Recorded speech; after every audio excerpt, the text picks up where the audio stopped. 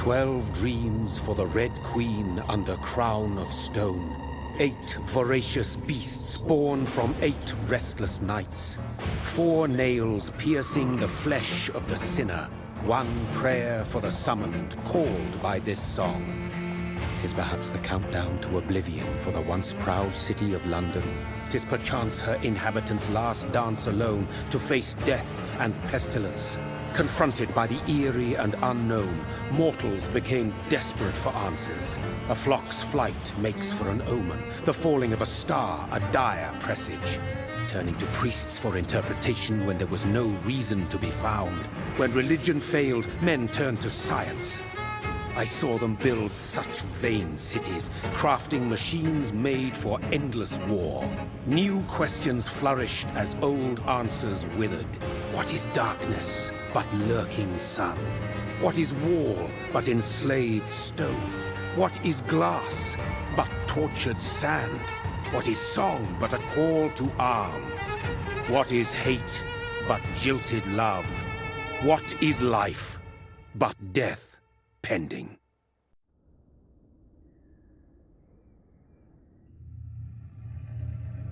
Death. Since the apple was plucked from the sacred tree, mortality was believed to be God's punishment. A righteous snare to keep mankind from ascending to the stars. They were all so wrong. Death is not a wicked thing, nor some holy retribution. A true punishment would be to never know its sweet kiss. Awaken from the harshness and be born once more.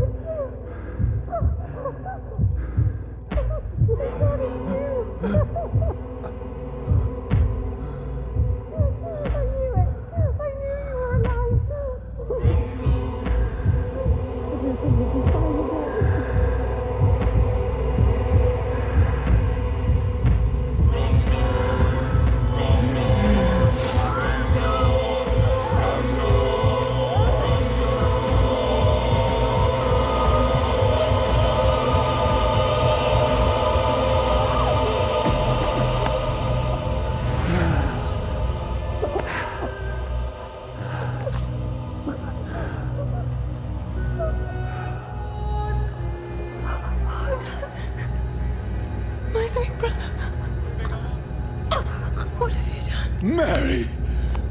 Oh, no! Mary!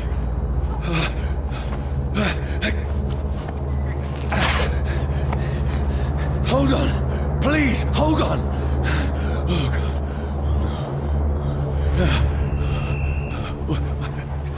Mary! Mary!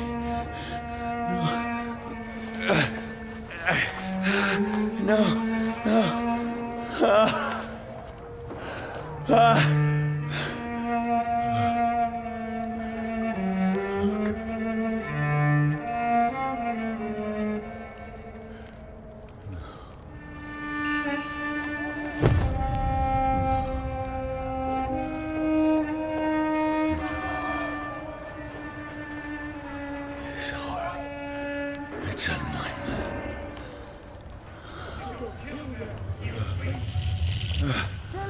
No! Please, a moment, let me explain!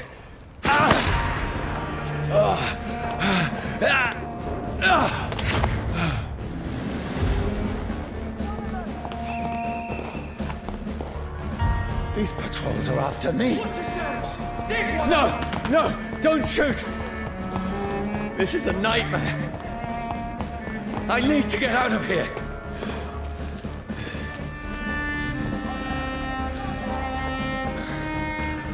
This can't be happening.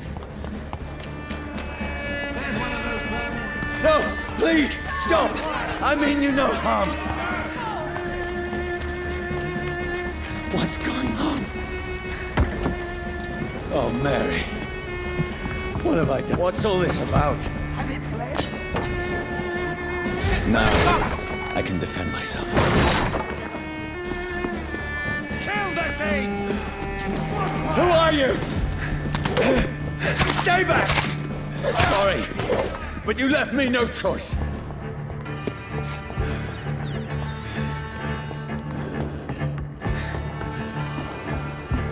Who are you? Stupid beast! Sorry. Crush the leads, boys! No, please, stop! Who are you? There's one of them vermin!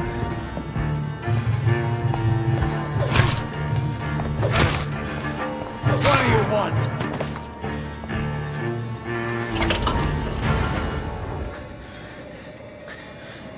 I mean you no harm. I need help. Die, you fucking leech! Please, listen to me. I can't make any sense of this. Shut up, beast! Who are you? What is this all about? What in God's name? I'll do the rest of the job. Just leave me.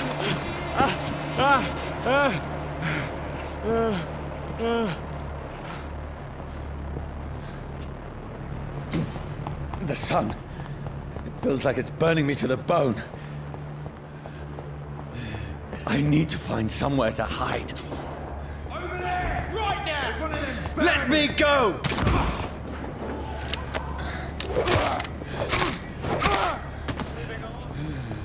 I need to find shelter. Is anybody there?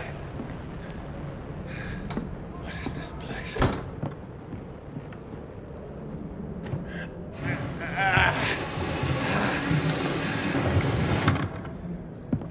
The place seems abandoned. I should be safe enough here.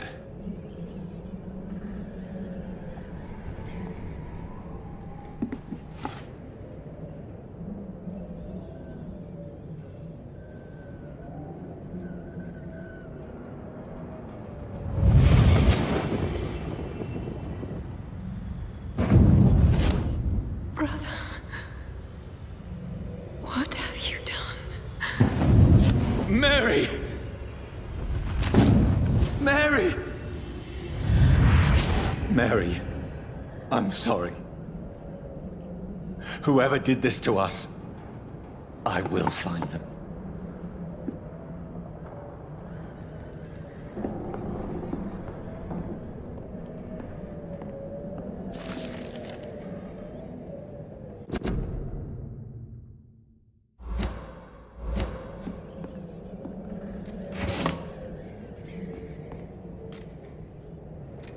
I can almost feel the sun's rays like a physical weight pressing against the wood.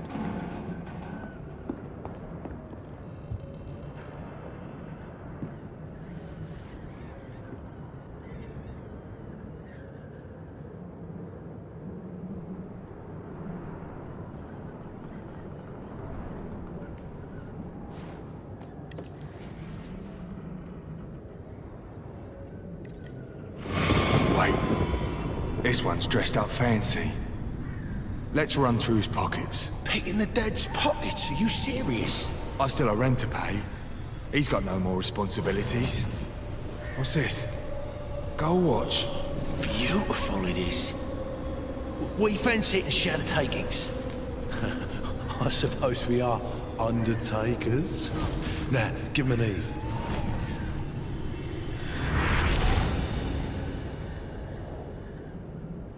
That's impossible.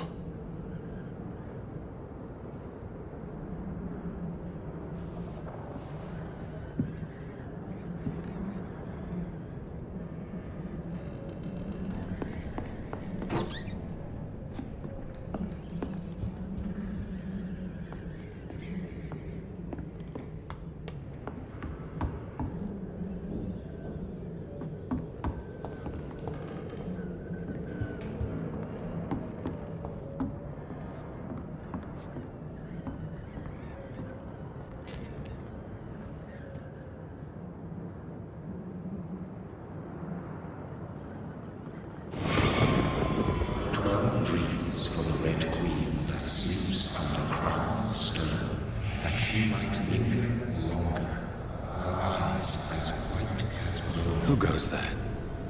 A prayer for the summoned by war and song. A child born from darkness must accept of his power. Who's there? Are you referring to me?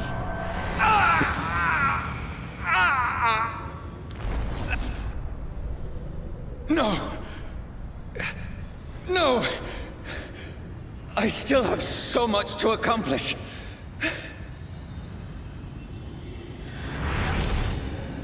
I still have so much left that needs doing.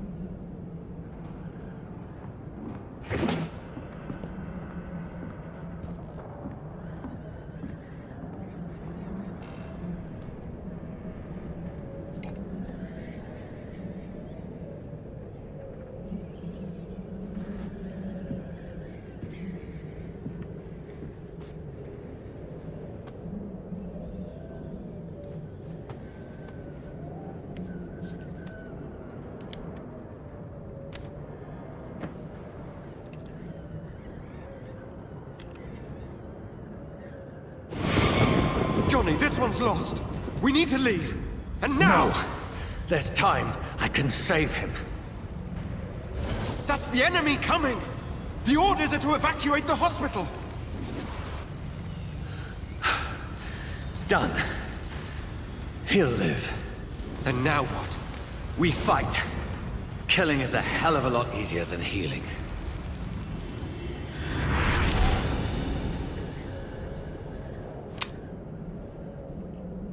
No, it never got easy.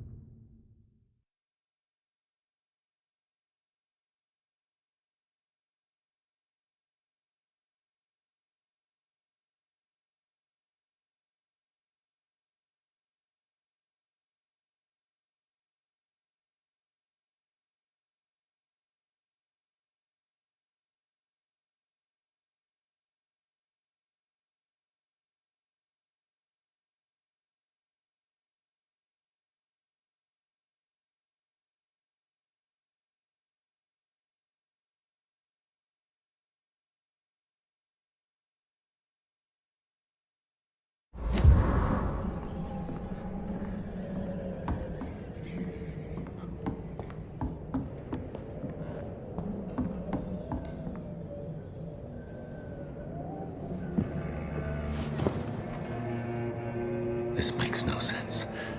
None of it. No sense at all.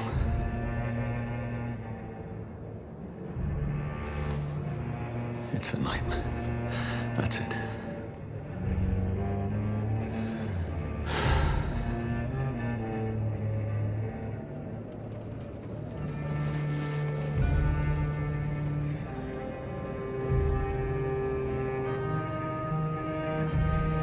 So be it.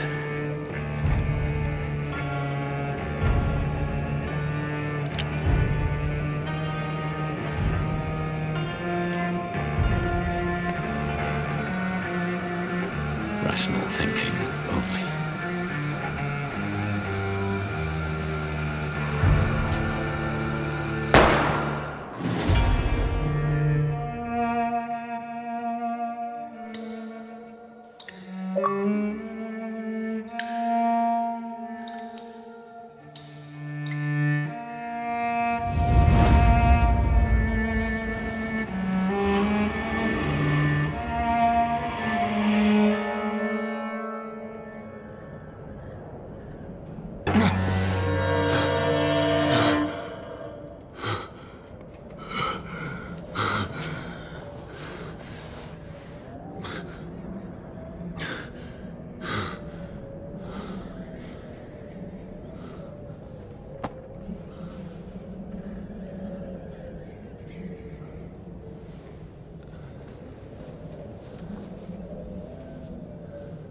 This is absolute madness. I've lost touch with the real. Madness it is, as mad as the moon, who takes blinding sunlight into a glowing reflection.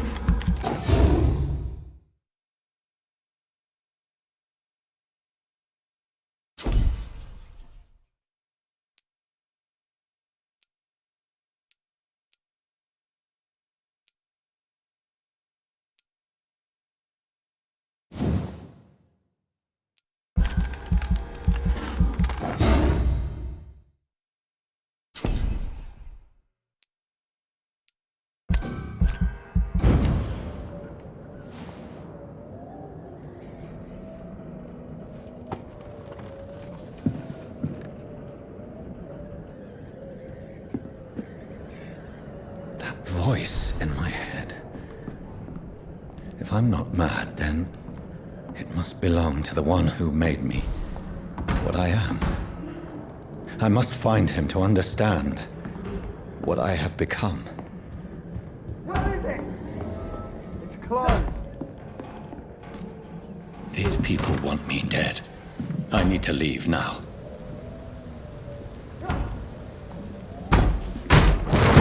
Here's the leech. Here!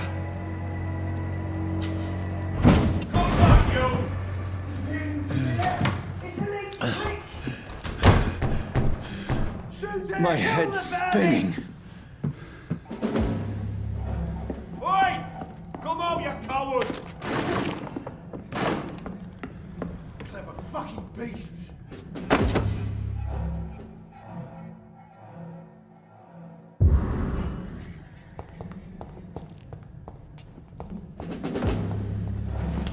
I'm still in Southwark.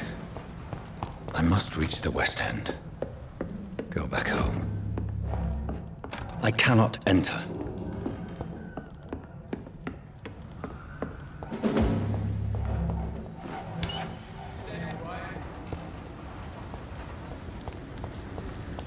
It's locked, all right.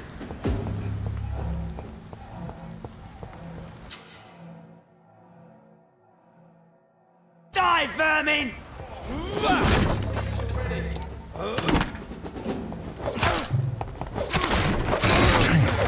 The strength I never knew I had.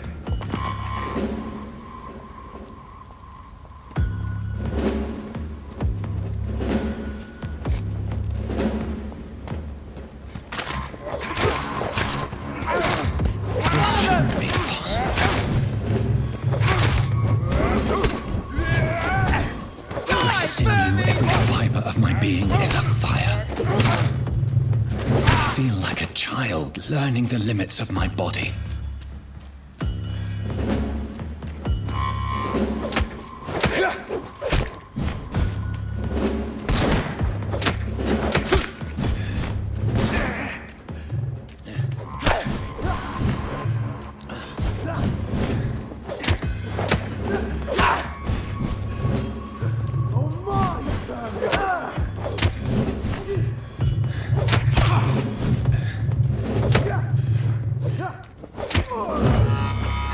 My strength, my reflexes. I'm not human anymore.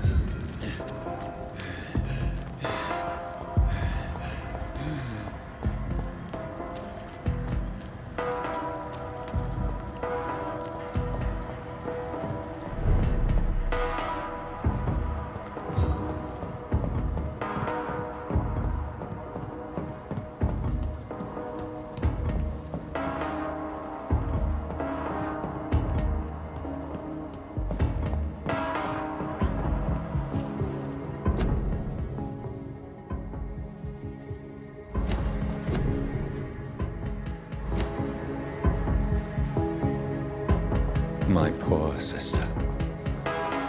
If only I had controlled my need for blood. Mary Someone will pay for what happened to you. For what happened to us. I can't believe I'm doing this.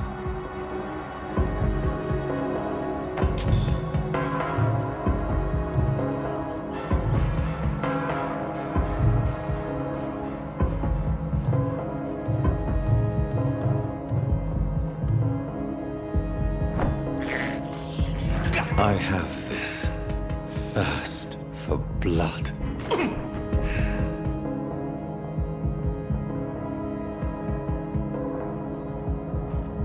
It's locked.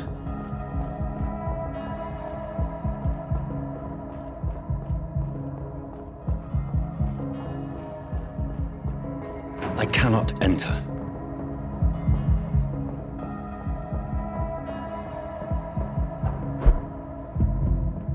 The dizziness from the jump. I can now control it.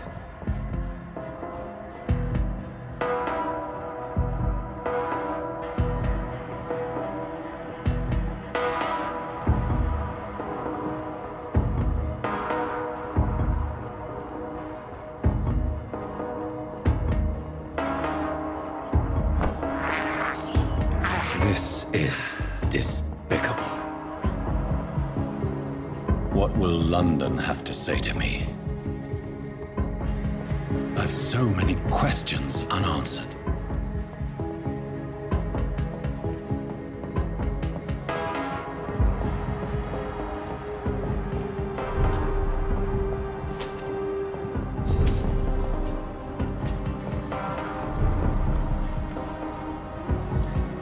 Another corpse. Have the very streets of London become a mausoleum?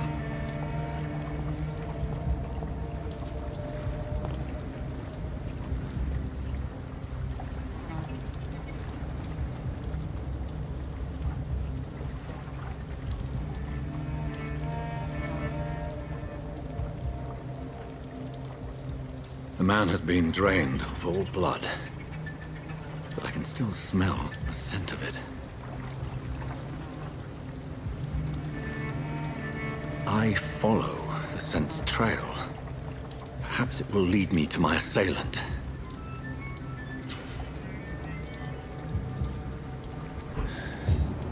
Fresh blood. The smell is so strong.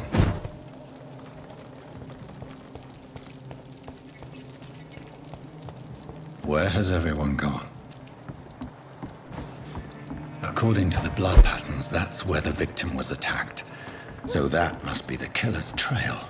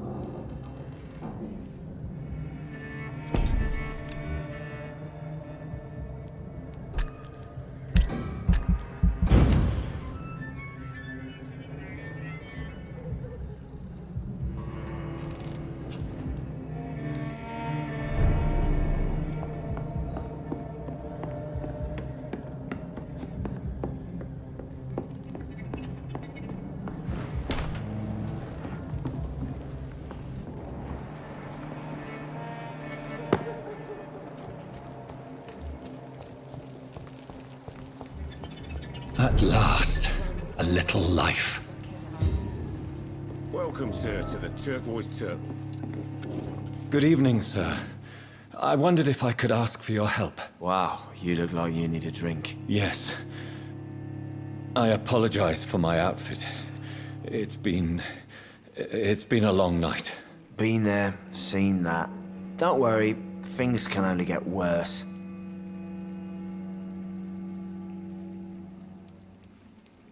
Has anybody entered the bar recently? Can't say. Sorry. I spent the night making love to that gorgeous bottle, see? This is important, sir. Are you sure no one has come in here in the last few hours? I don't know and I don't care. This is a free country. People still have the right to come and go, don't they? What's going on around here? It's like everybody is hiding. You must be new here. Have you not heard about the murders? Everybody fears the return of the sewer dog. Who is this sewer dog? It's the local bogeyman. Convenient answer for every crime that happened for decades. You murdered someone, blame the sewer dog, eh? You make it sound like it's a fairy tale. People will always believe in monsters. It's easier than accepting their own darkness. We can all be monsters. I'll leave you to your bottle then. Are they stupid or something? My God, sir, you look like Jonah's whale just spat you out of hell. Can I get you a drink? No, thank you. I'm not thirsty. Well, grab a chair and get some rest. This is going to be another long night. I'm looking for someone who might have passed through here recently. Wondered if you might help. It's been quiet tonight. The only other person I've seen went straight up to his room. Thought it was kind of rude, actually. You mean he's still here? Well, yeah. He paid for the entire week. I need to meet this man. I have questions. Just climb the stairs and knock on the first door. I heard him open his window, so I guess he's still awake. And, sir... Yes? No funny business, you hear me? This is a respectable establishment. Stupid or something? I've never even been to India. Hello, sir. Are you all right? Is there any way I can help you? I don't know. Maybe you could just talk to me. Maybe you prefer to speak with Tom, then. He's more agreeable talking to strangers. What's going on around here? Where is everyone? Too many dead, sir. First the epidemic, and now all these terrible murders. The murders. What can you say about them? Bodies found in the streets every morning. Drained of blood. It's just horrible. Some say the sewer dog is back. The sewer dog? What's that? No one knows. People have always disappeared around these parts. The ancients say it's the sewer dog coming out to feed. But now he's killing in the streets. What have you heard about the epidemic? There's a Spanish flu. Yeah, killed so many last summer. Thought we'd seen the last of it. Dozens dying every week. Are the authorities doing anything? Nothing. There are so many quarantine zones in London now. It's gotten really hard to travel across town.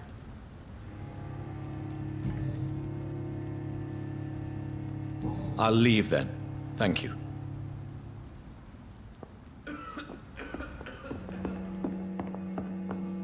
Damn it. I think drink no longer stirs me. This is no place for you. Prewen has several patrols roaming the area. They do not pursue me. But they're looking for vampires, and they're most efficient. They'll not relent until the killer has been identified. I have a common objective, but I require... I think someone is eavesdropping. Are you certain? You might as well come in, whoever you are. Slowly, vampire! Who are you? I mean you no harm. Saith the vampire. Present yourself! I need a word.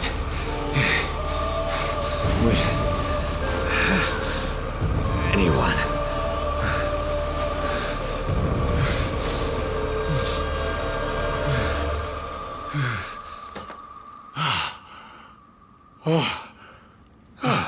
Well, that's something I can do for you.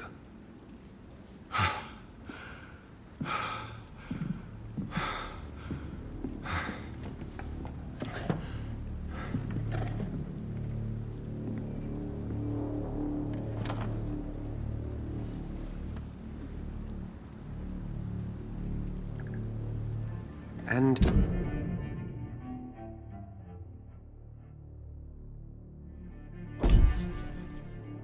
who might you be? I'm not sure that I know anymore. Might I at least learn the reason of your presence? That's none of your concern. Sir, you have entered my room in the middle of the night, pale as a corpse and shaking like a tree. So please, indulge me. Someone is molesting people. In fact, killing them. Biting them. The calling card of a vampire. Like you.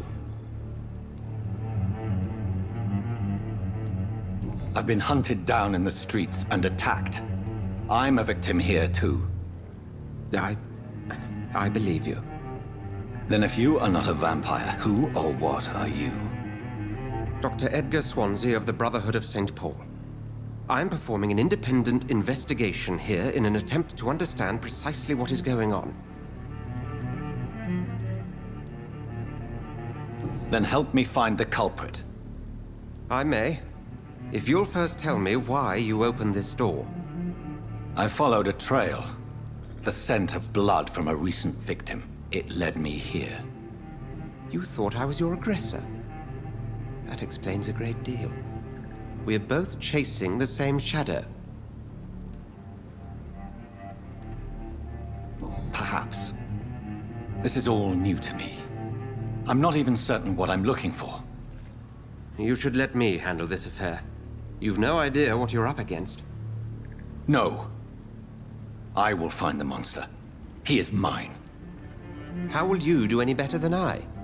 But then let me ask you this. What are your intentions if you find the killer?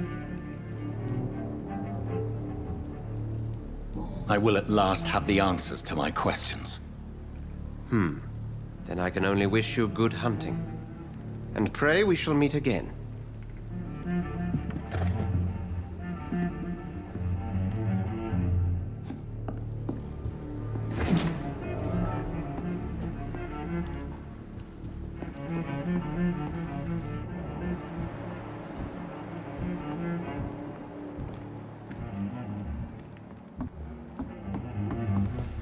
I should just run as far away from this place as I can.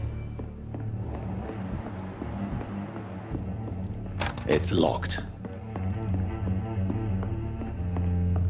If Swansea is not my attacker, it means somebody else came here tonight. Someone must know something. Evening, sir. Can I help you? I have a few questions for you. Well, if you must. I spoke to Dr. Swansea. He's not the man I'm looking for. Now, I want the truth. The truth? What do you mean? I suspect that someone else was here tonight. And I don't think Tom wants to tell me about it. I'm just the barmaid here, okay?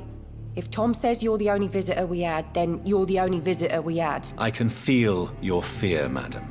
Please, tell me what's going on. It's Will. William Bishop. He came in here earlier tonight and he... Well, I thought he was going to clock someone. Tell me about this William Bishop. Will was a sailor who worked at the canning factory before he lost that job. A nice bloke, really. He's never been violent. Until tonight. Why keep it a secret? Why not tell me about it? Tom's nothing if not loyal. After Will lost his job, he offered him one ear. They used to be good mates. But recently, well... Will started to get very aggressive. I see. Thank you for your candor. I'll be sure to talk to Tom.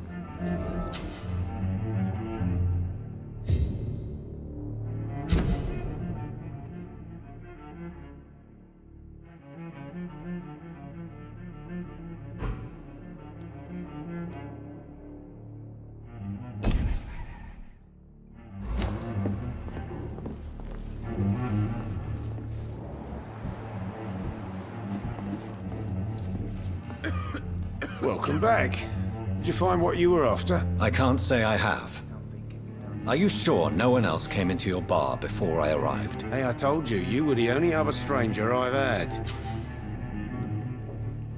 Tom, talk to me about the visit from your old friend, William. Yes, Will came by tonight, but he's not my friend anymore. I need to find him. It's a matter of urgency. Do you know where he is? You could try his boat. It's up by the North Pier. He sleeps there when he's too drunk to get home. Please describe him to me. What'd you expect? He's a tall, sick bastard with a bad rash and torn old clothes. William used to be strong. Now he's a mess. Thank you, Tom. If you see him, tell him I don't want him back here unless he cleans up his act, okay?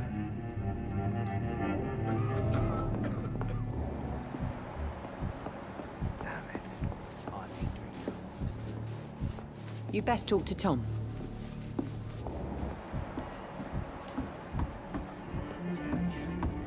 He didn't deserve this.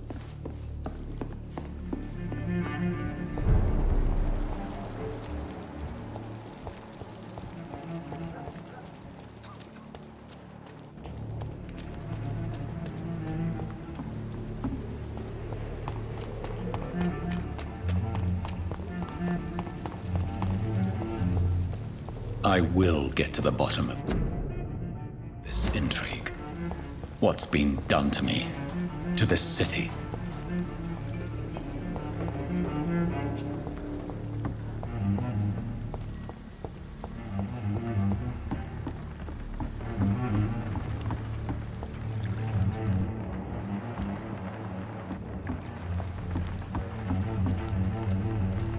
The body is still warm.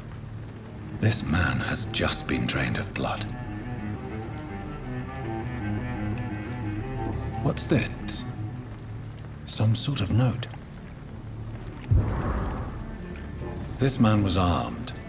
He tried to defend himself. This corpse has been dried of its blood, just like the previous victim. Blood and empty gin bottles. This Bishop fellow is something of a heavy drinker. There are blood splats on the other side of the canal. I must reach that barge.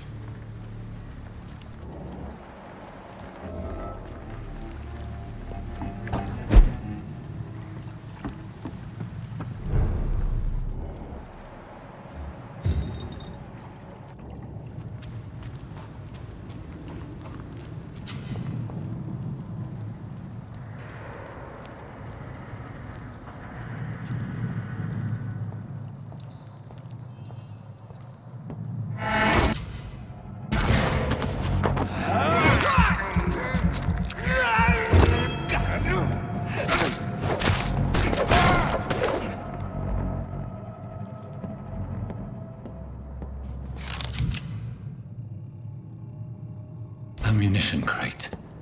Good. I may need a lot of bullets. I feel like I'm back on the front line again.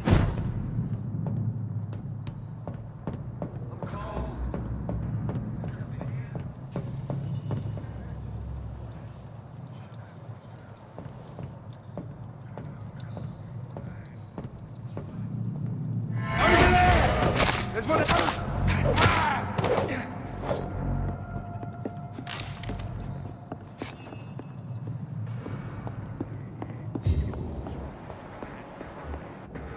And find it fast. It's fair enough, Tom. But why do they hide where it's so damn cold?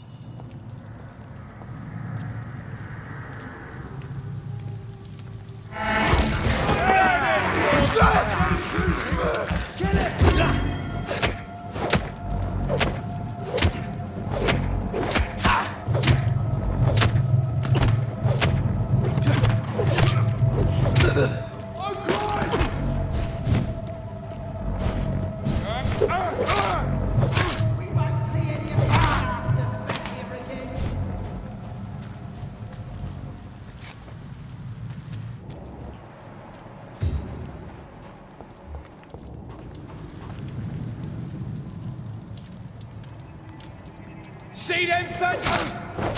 There's one of them bloody leech!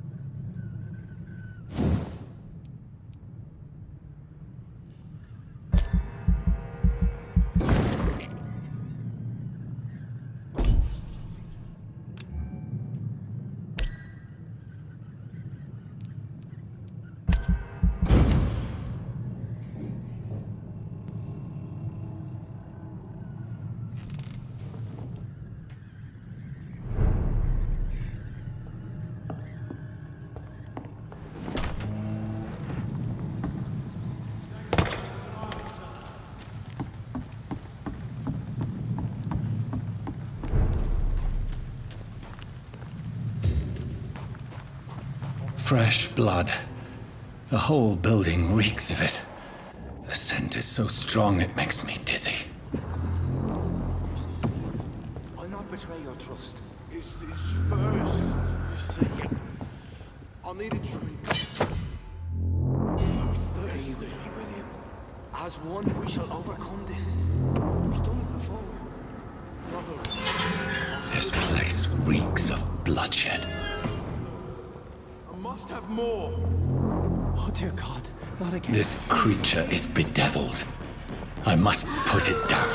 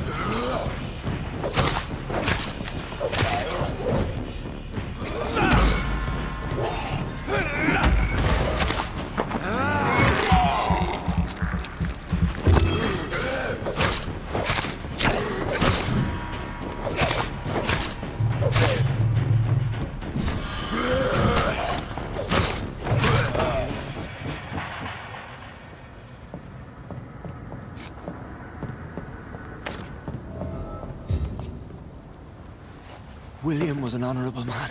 I could have saved him. Mr. Hampton, are you in there? I knew him well, another lost soul, a kindred spirit. Sir, listen to the sound of my voice. I'm a doctor. You're suffering from shock. I must return to my flock. They'll stray without me.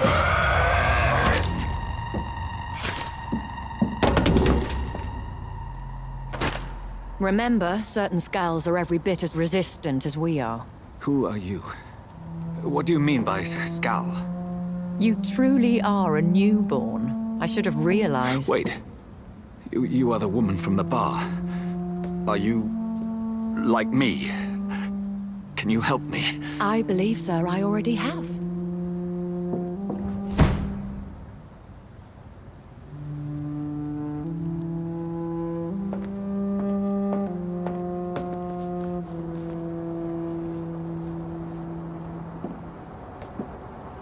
By George and the Saints, you've solved the mystery of these terrible murders. Patience, good fellows, I've come to offer help. Just give me a moment to secure my boat. We can leave this awful place. William was not the evil man they claimed. He was just taken by the thirst. He needed his drink. This man requires medical attention. You'll see he gets to the nearest hospital. No, please, I must tend to my fold. My flock needs me. There, sir. Go with the good Dr. Swansea. He's resourceful, and I'm sure he'll take good care of you. You'd best come as well. The sun is soon to rise, and you'll need a place to rest. I just need a moment. If I can learn something about what has happened to William, I'll be a step closer to understanding what happened to me.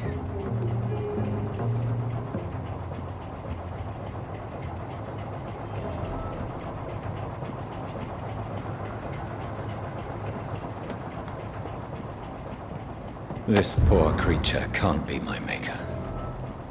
Could it be some subspecies of vampire? I must find a place to analyze the blood.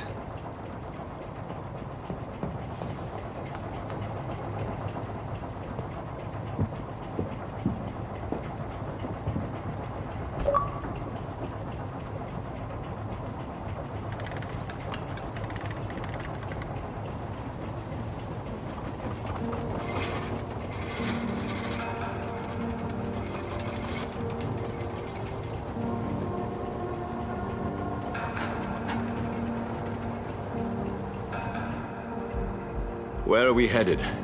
We're on our way to the Pembroke Hospital. It's just across the canal. They'll have a bed for poor Mr. Hampton. William was... what manner of creature was he? Predator, prey, villain, and victim. Who can say? The important thing is that he's been stopped. Duly noted. And the woman? What... who is she? What woman? Oh, don't play me for a fool. You used me to locate that Skal. You must know who she is. And I thought you a gentleman. You shouldn't talk about a lady behind her back, but I will tell you she values her privacy. Were London as peaceful as she appears from the middle of the canal? If only that were the reality of the situation. To be honest, I've always tried to avoid this part of town. Pembroke Hospital is the last bastion between the rest of London and the epidemic. The flu has decimated the East End and the war still rages. Welcome to the front lines of a plague. This is where you work, Dr. Swansea? I am the administrator of Pembroke Hospital. I thought you were here in service of your mysterious order, the Brotherhood of... Of St. Paul's Stole, yes. But first and foremost, I'm a man of science. A physician, like yourself, Dr. Reed. How do you know who I am? No need for modesty. You are Dr. Jonathan Reed, a surgeon of some caliber and renown, if I'm not mistaken. You are correct, sir. I knew it! I had my suspicions. But when you took the blood sample from the corpse of poor William, I was certain. Dr. Reed. Marvelous. Have we met? I attended 3 of your seminars before the war. I have the utmost admiration for your research. And what a turn of fate. England's most esteemed blood specialist returns to London a vampire. That word, again. From a so-called man of science. I understand. Traditionally, the role of science is to refute myth, but when myth walks among us, the Brotherhood of St. Paul has dedicated its purpose to their study.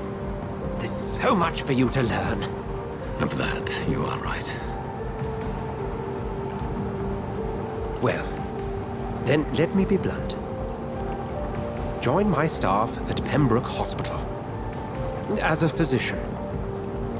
I suspect you'll not find a better post of employment to contemplate your predicament. This is sudden. I was returning home to see my sickly mother.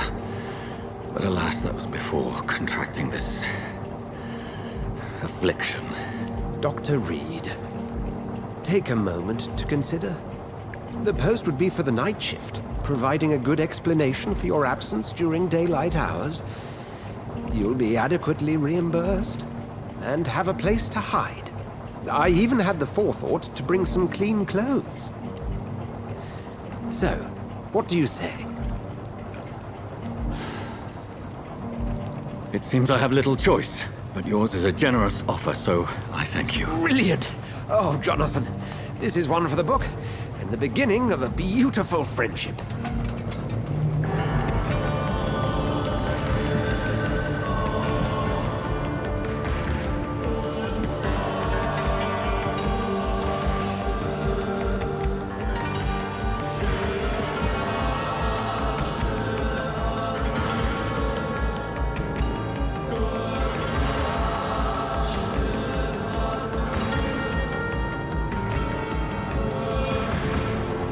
Dr. Swansea, thank goodness. I was beginning to be concerned. Worry no more, Nurse Crane, for I bring good news. Oh, Doctor, what a night. We lost 2 more patients. Nurse Scow said she couldn't take it anymore and resigned. Yes, well, I'll make a new rota in the morning. In the meantime, find a good bed for Mr. Hampton. Be sure to pay attention to his needs. Of course, Doctor. Oh, and Dorothy? Yes, Doctor? Dr. Reed here has just returned from the front.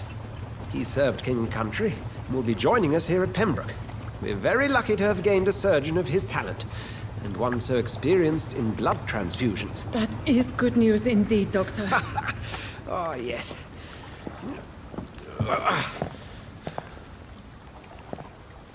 Here at Pembroke, it's not what we have, but what we haven't.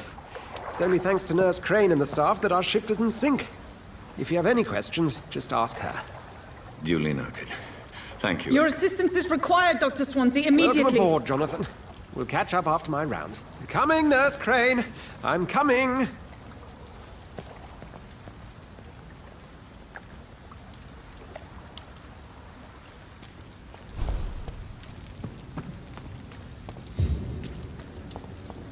Come on, you bastard! You can do better than that! Nah! It's my turn!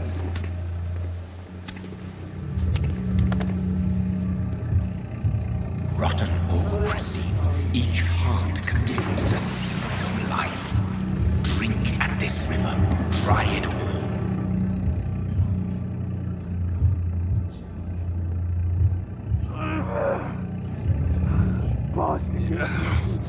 Oh, come on, you bastard! I won't bite. Sir, please. You've lost too much blood. Calm yourself. You think I didn't notice? Stop your staring and get me to an hospital, you arse! Insult me again and I'll put an end to your misery right now. Alright, sorry. I am in pain here. My guts are spilling out onto the street and you're yabbering on. Yes. That's a very nasty wound you've got there.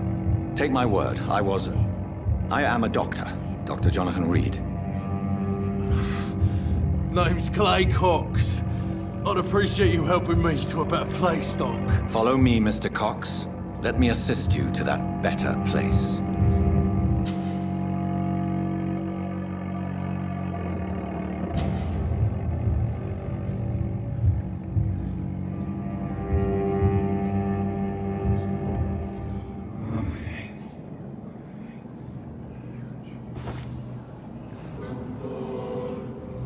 Bring this fading light into the shadows. Dance with him the dance of life and death.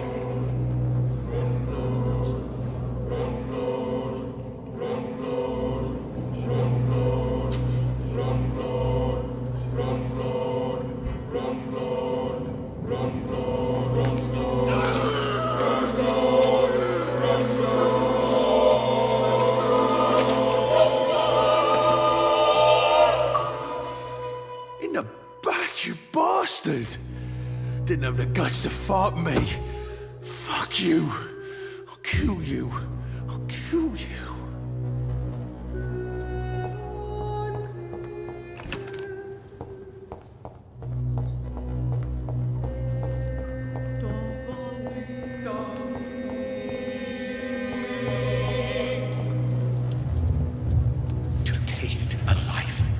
To embrace its most intimate secrets.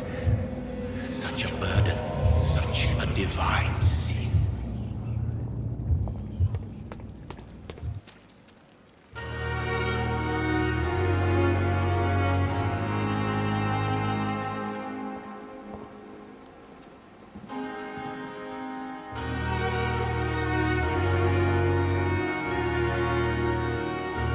Doctor, where have you been?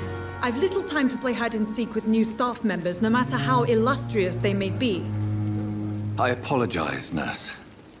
I needed some time to myself. This has been the longest and strangest night of my life.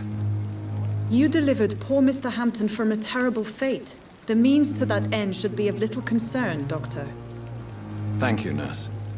What can I do for you? Dr. Swansea insisted we provide you a quiet office. You'll find it on the second floor with your name on the door. Thank you. Nurse Crane, isn't it? Yes, Dorothy Crane. Welcome to Pembroke Hospital, Dr. Reed. Your office has been prepared. I would like to ask a few questions first.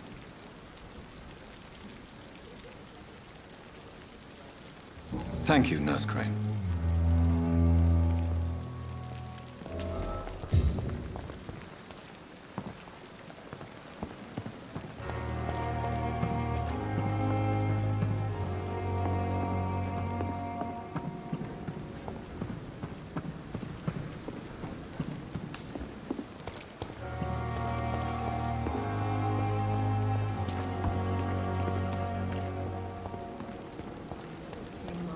Dr. Swansea is right. This place seems perfect to conduct my research. The pain. It's here again.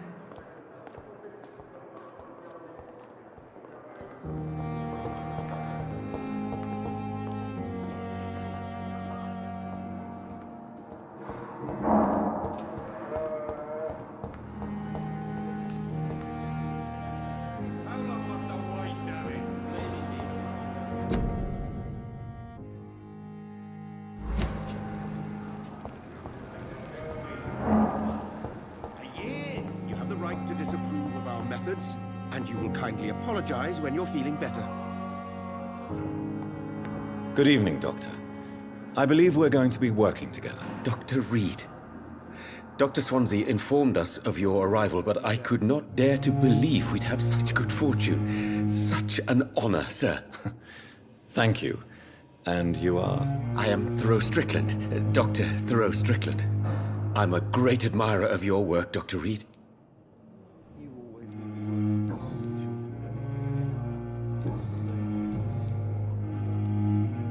Please, could you tell me something about yourself? I'm a great admirer of your work concerning blood transfusion, Dr. Reed. I run my own experiments. I'm convinced it's the future. What made you choose to be a doctor? I'm not ashamed to admit you and your work have inspired me. I am honored to have the opportunity to work by your side. It's always a pleasure to share scientific and medical knowledge with someone eager to learn. I'll be glad to help you if I can. This epidemic may be the century's most terrible disaster, but I'm convinced that we, as doctors, are the only ones able to defeat it. I based my technique on my mentor's research. He helped me perfect my method. What is yours? I'd rather not talk about it. For now, it's just theories and first approach.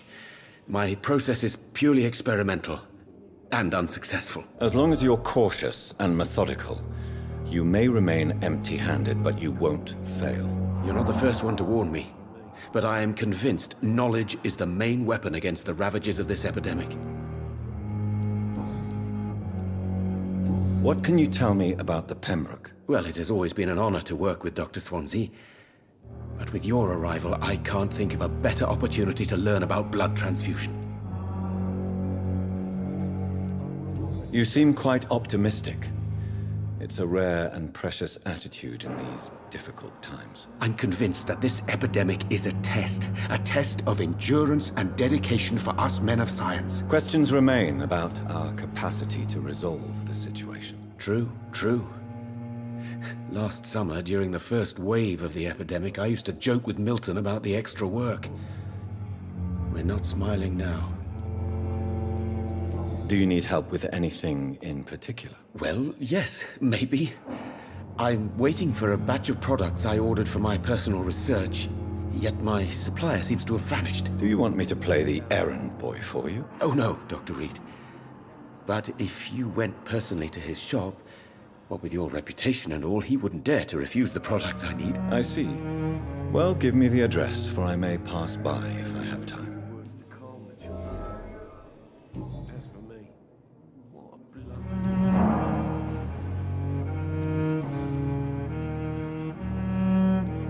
Tell me more about your willingness to experiment with new medical techniques. Harvey Fiddick is a patient suffering from a severe injury that could cripple him if not treated correctly.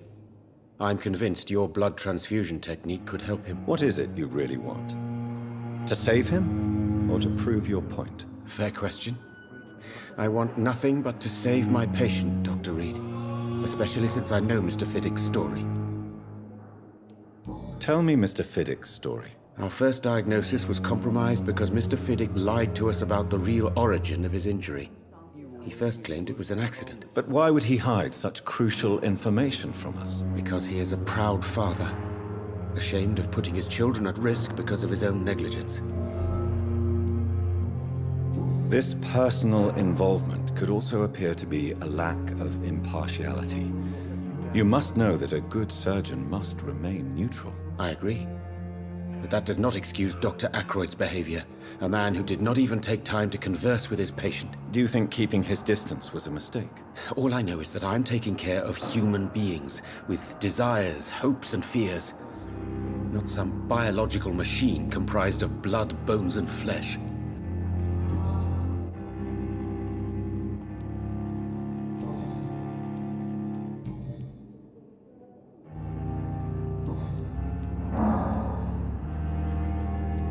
Tell me more about your willingness to experiment with new medical techniques. Harvey Fiddick is a patient suffering from a severe injury. What is it, you... Fair question.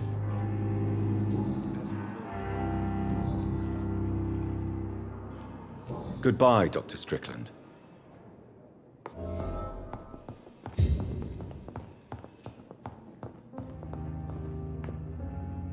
Good evening, sir. I'm Dr. Reed. I believe we're going to be colleagues. Reed? Yes, I've been informed about your arrival. I'm Waverly Ackroyd. Welcome aboard, I suppose. Does my arrival inconvenience you in some way, Dr. Ackroyd? Let us just say that I don't particularly share Dr. Swansea's enthusiasm for hiring you. What we need here are reliable professionals, not overrated dabblers. If you have a problem with me, Dr. Ackroyd, please feel free to tell me. Dr. Swansea has imposed your presence on this hospital without asking anyone's advice. The benefit of his position. But I don't agree with it. I know we've never met before, but I believe this hospital could use all the help it can get. You will agree with that, I'm sure. Oh, but I have heard about you, Dr. Reed. Of course, you can't say the same about me, since I have not wasted my time courting the press. There is no need for such animosity between us. Don't you think the epidemic is already enough to deal with? That is one point we could agree on. And that is precisely why I want to be sure that you will be of help to this hospital, instead of a burden. Tell me, Waverly, what do you think of Dr. Strickland's enthusiasm for his experimental research? Strickland is playing with his patients' lives for pride and glory. Now that, sir, is unethical. Are you thinking about something in particular? Harvey Fiddick needs delicate surgery. I believe we should stick to the usual procedure, but my young colleague obviously disagrees. Why do you wish to lead this surgery? I strongly believe that Mr. Fiddick should not be butchered to test an unproven procedure.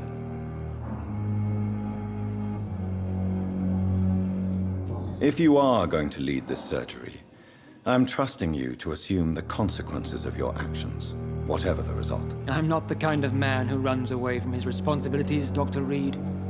There is no need for you to be looking over my shoulder. And are you not afraid that your rivalry with Strickland may be blinding you? Rivalry? I guess you could call it that. But I will never be childish enough to let my personal feelings affect my judgment.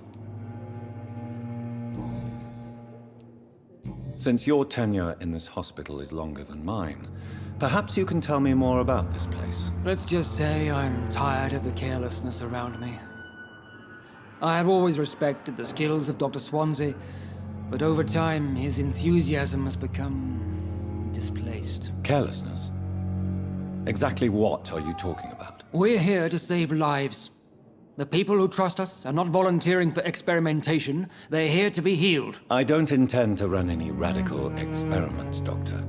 Even if I, as any good practitioner should, express an interest in pushing the boundaries of medical research. Modern medical methods were created through audacity and ego. But there are rules in our line of work, and they're here to protect our patients.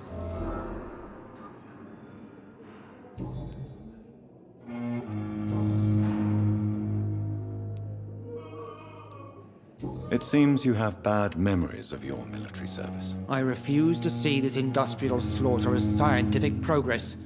War only reveals the worst in men. We can at least agree on something, Dr. Ackroyd.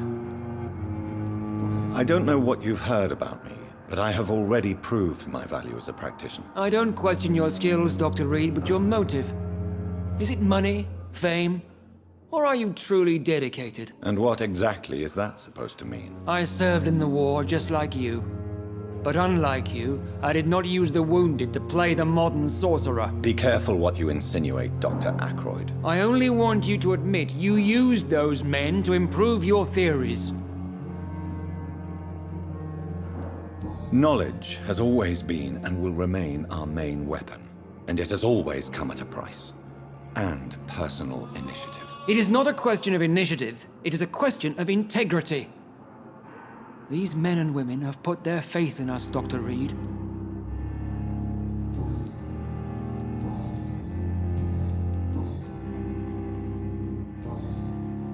Thank you for your time. We'll talk later.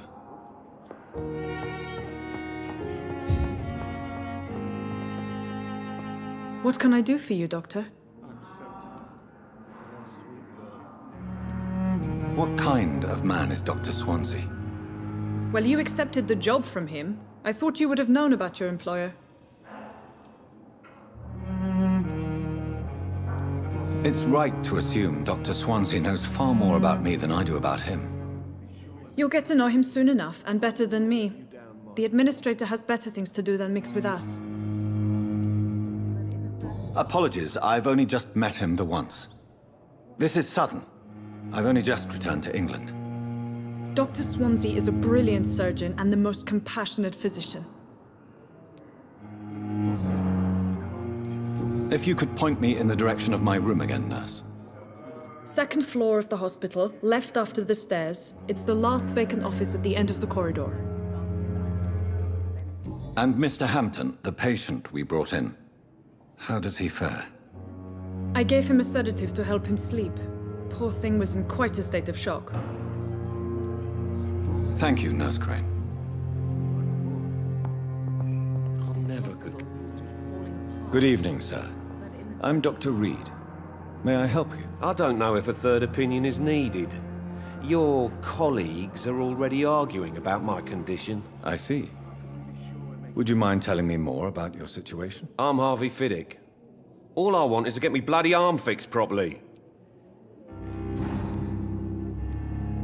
Tell me about yourself, Mr. Fiddick. I'm just a regular guy waiting to get his arm fixed, so I can return to work and to my family. I was more curious about what you were doing before being hospitalized. I'm a carpenter, and a good one too. But that means I need both arms to feed my family, Dr. Reed. Are you satisfied with your treatment here? Well, it's clear that I've chosen a bad time to be injured. Forgive my bluntness, but you seem overwhelmed by cases of the flu. I won't lie to you about it. I'm afraid we are. Are you sure you don't want to operate yourself, Dr. Reed? I have the feeling you're very capable, and your colleagues seem to think so too. In other circumstances, you would be right. But for now, I don't think I can take on the responsibility. My apologies. Tell me about the doctors who are arguing about your case. Strickland and Ackroyd. They both want the best for me, but there's a lot of pride there. Doctors are no different from carpenters, it seems. What do you mean? I often had professional arguments with rivals on a building site. Difference is, I disagreed about wooden nails, not flesh and bones.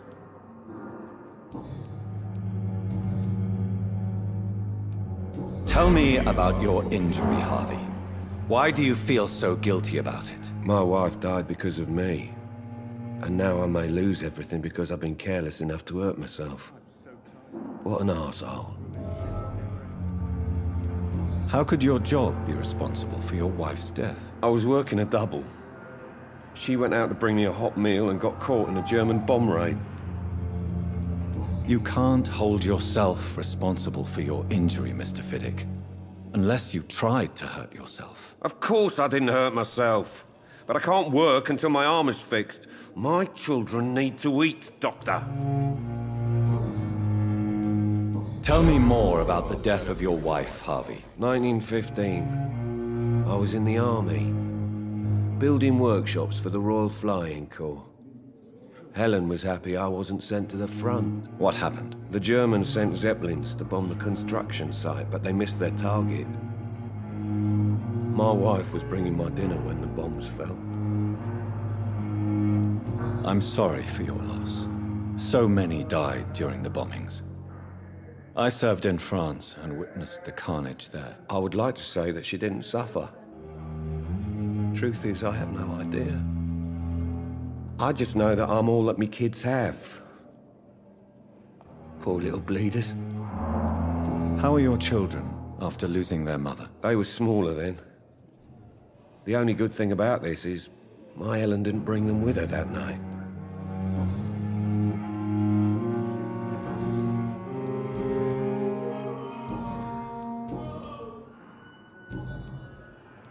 Goodbye for now, Mr. Fiddick. I'll see you later. I will not let you down, my boy.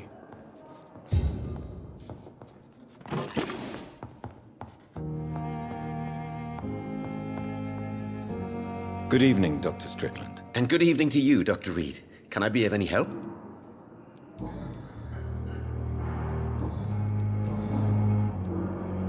What do you think of Dr. Ackroyd's aversion to modern medical methods? It's a shame he's so narrow-minded.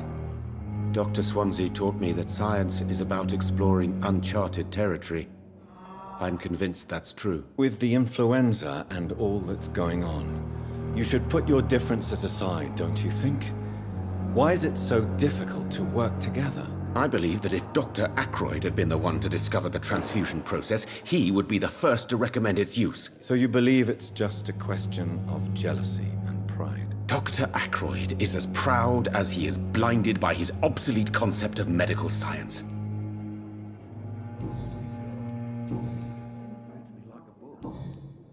Goodbye, Dr. Strickland.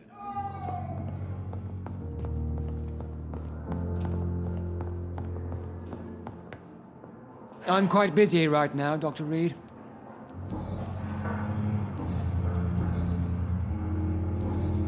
Thank you for your time. We'll talk later.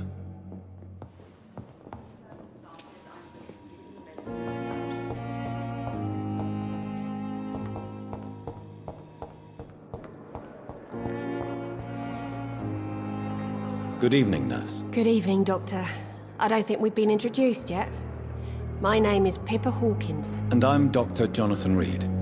Dr. Swansea has recently offered me a position in this hospital. Well, it's a euphemism that your help will be appreciated, Doctor.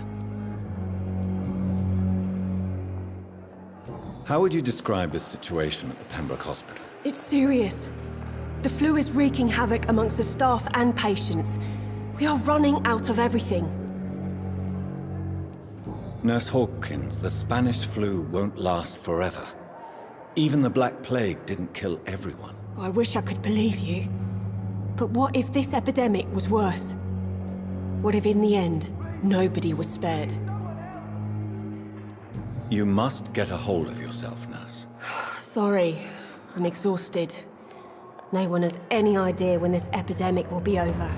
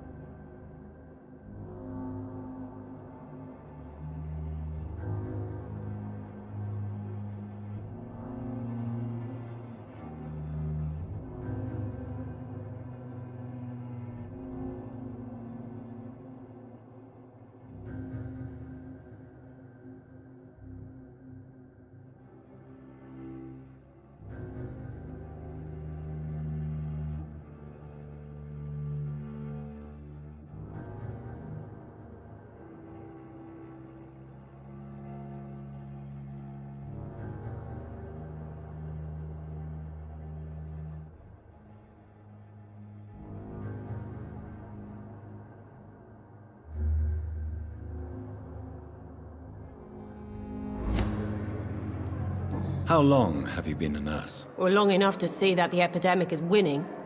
And no matter how qualified you are, don't tell me you'll change that.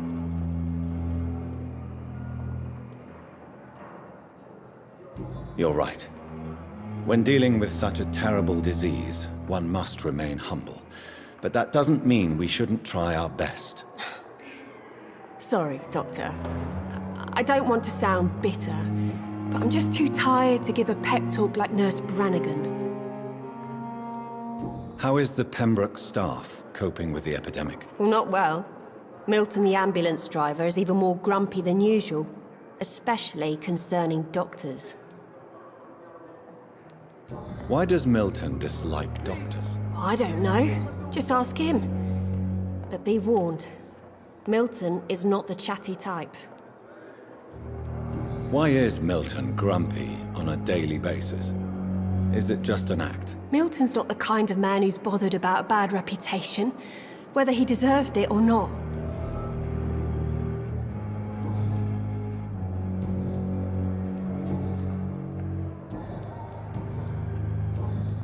Goodbye, Nurse Hawkins.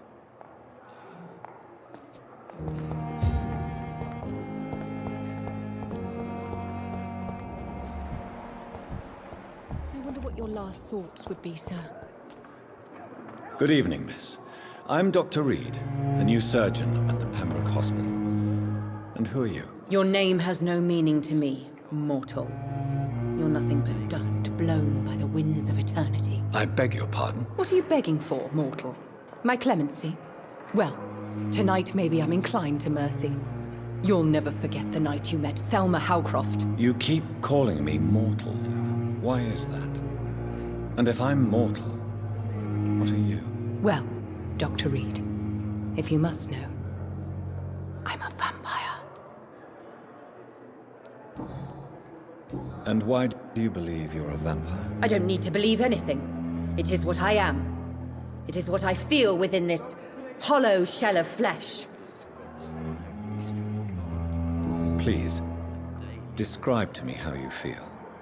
What is it like to be a vampire? I can hear my body crumble from the inside as my flesh cracks and fades. I sense the last pulse of postulant blood within my drying veins. I need new blood. I see. Have you ever heard of Cotard syndrome, Miss Howcroft? Never. It's a mental illness discovered by a French neurologist named Jules Cotard. The affected patients are delusional. They believe that they are putrefying, that they are dead, a ghost or a ghoul, or in your case, a vampire. Delusional, you say? Oh, sad and petty mortal. You can't even begin to understand the concept of immortality. And you think it is I who am delusional. I'm assuming you must be a patient here. Am I right, Miss Howcroft? It's only a cover. To hide from my enemies. I can leave whenever I want. As a woman, a spirit, fog, or bat. Who are these enemies you mentioned? Can you describe them? I cannot say for sure. But I sense their eyes on me from nearby. I feel them watching me every time I visit the garden near the morgue. Do you require my services, Miss Howcroft? I have no need for your medicine, Dr. Reed. Blood is the only drug I need.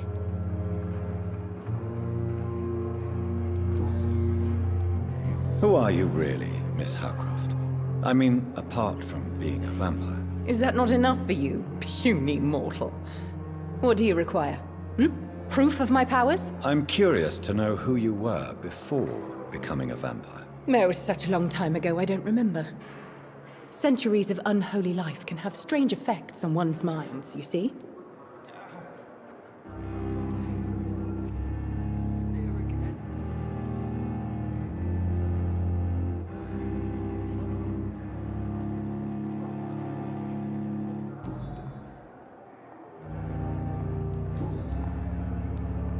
I'm assuming you must be a patient here.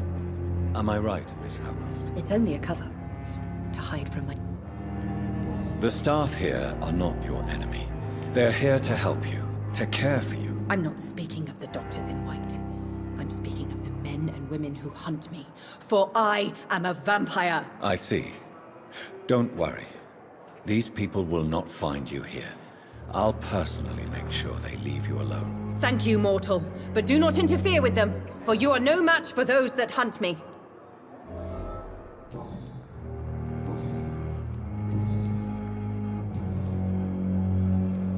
I'll leave you, Mistress of the Dark, to your nocturnal activities.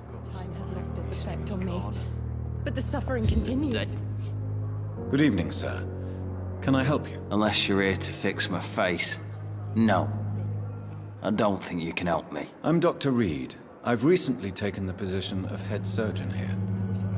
War injuries, am I right? You guessed right, Doctor.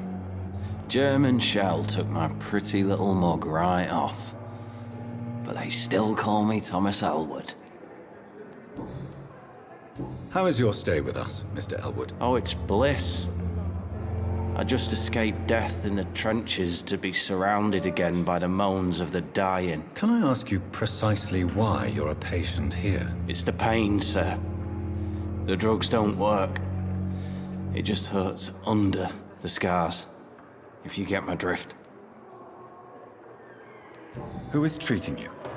Is someone in particular looking after your case? Nobody since the old and tired doctor spoke to me.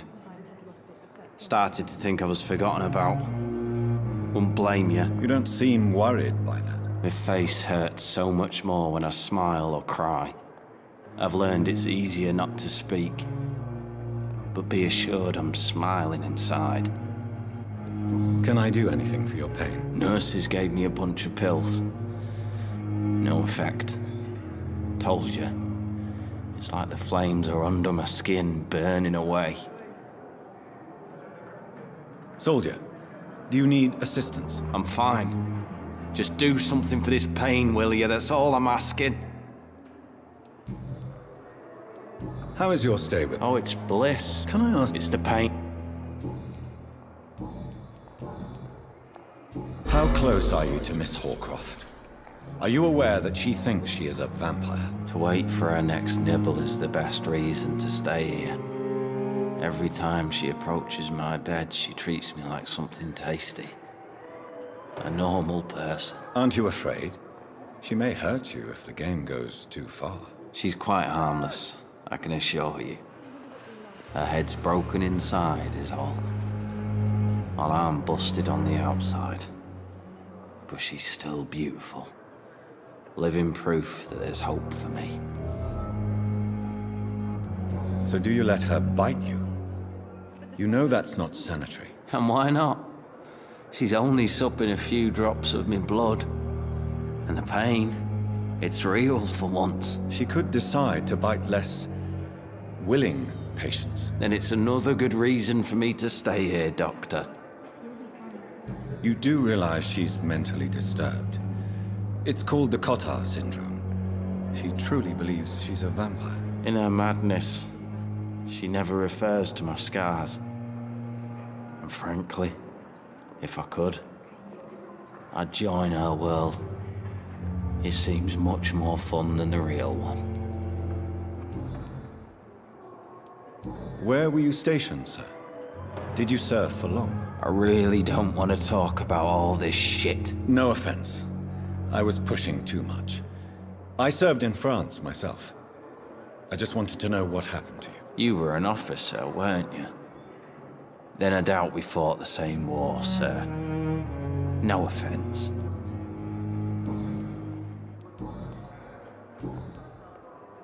Goodbye for now, Mr. Elwood. Disgust on every street corner. The daily routine. Good evening, Mr. Hampton. How do you feel? Dr. Reed, is it? Oh, sir, I must apologize for my behavior. What do you mean? I was not myself in the factory. Fear and exhaustion made me say awful things to you, I'm afraid. You remained perfectly nice and polite. A little delirious, perhaps. But who wouldn't be after enduring an abduction? Thank you, Doctor. That's a relief. Now all I need to do is rest and return to my flock. How did you end up in William Bishop's den? I had received alarming news about his recent behavior. I went to his place and he refused to let me go.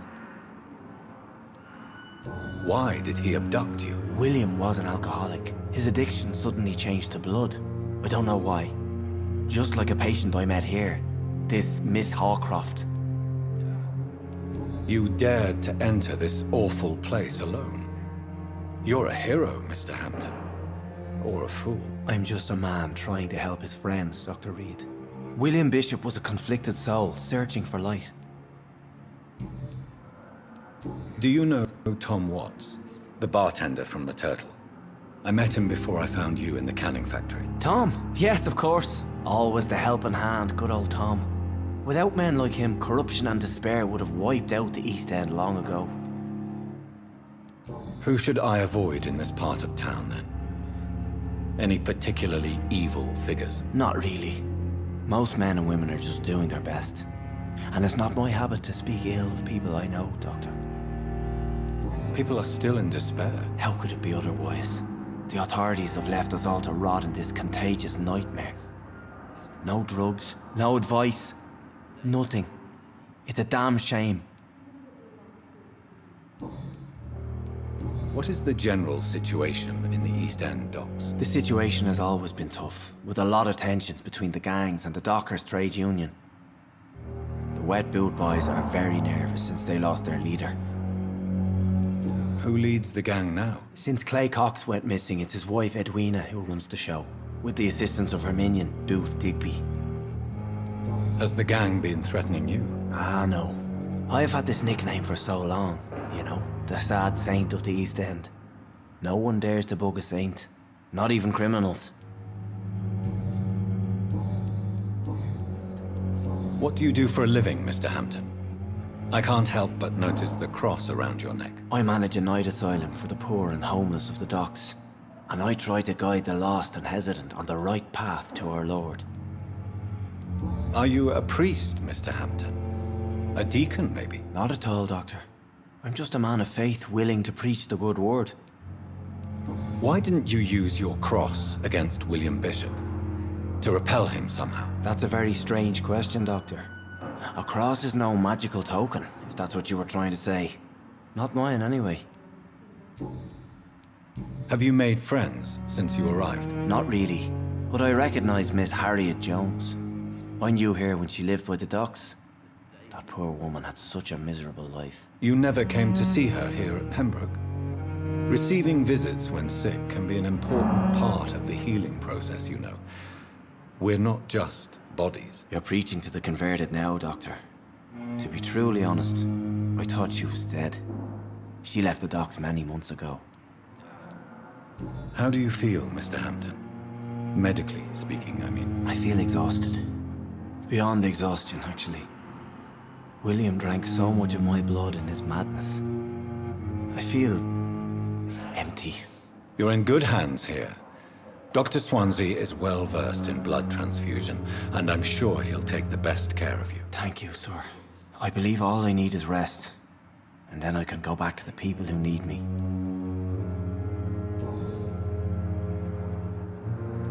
Goodbye, Mr. Hampton. We'll talk again later.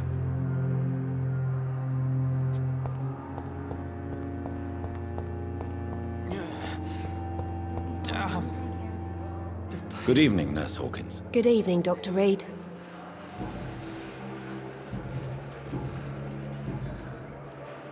Do you need medical help yourself, Nurse? I'm fine, really. I just need to sleep. Goodbye, Nurse Hawkins.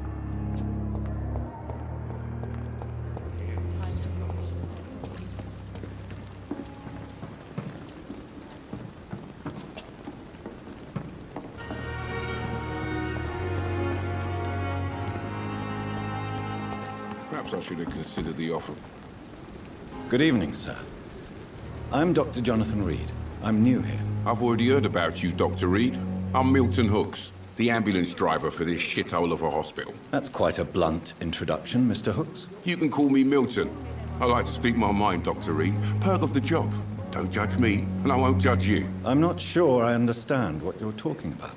Well, I'm no doctor, but I'm pretty sure a gun can't be used as a surgical instrument. You have a keen eye. I learned to shoot during the war, and have carried one ever since. Old habits die hard.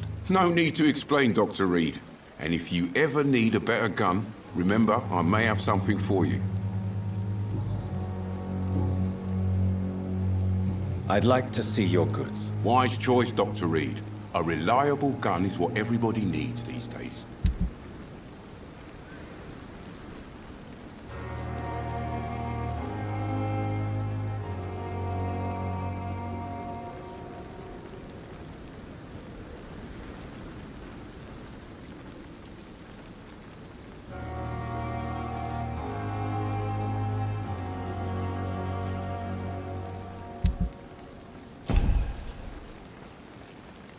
Good evening, Milton. Good evening, Doctor. Still trying to save lives? How is the situation around here? You want to hear the situation is all right? It's fucking awful. We lack everything, and it's getting worse every day. Why do you have such a mediocre reputation among your colleagues, Milton? Fuck them. Nobody knows the horrors I've seen since working here. This city was sick long before the epidemic, Dr. Reed. I know it's a difficult task, but correct me if I'm wrong. Is this not the job you are paid to do? I've seen babies left to die while their brothers were properly fed. Underage girls and boys sold to all manner of perverts. I'm sorry, I don't know what to say. Yeah, exactly. We lack words. So excuse me if I don't look on the bright side of life. So what do you do exactly in this hospital? Apart from smuggling guns, I mean. I've been an ambulance driver since... too long, I guess. I bring sick people here night and day. It's a dirty job, but I get it done. Most of the time. Since you're on the front line, how is the sanitary situation in this vicinity? It's a complete disaster. It's even getting dangerous to enter some streets or buildings. Even the locals attack you. It sounds like things have been a bit rough recently. What's happened? Yesterday I got attacked by the patient I was bringing here. I escaped through the hospital's garden, but I lost my wallet when I was running. You left an infected patient outside the hospital? That's incredibly dangerous. Go there yourself if you want, but be careful, Doctor. I'd rather not bring your dead body back. Are you really smuggling weapons through the hospital? And why not? I've already been attacked by patients, you know. And by gang members willing to steal my money. But you're not defending yourself. You're selling guns to civilians. You keep people alive your own way, Doctor. I offer them another way to protect their health.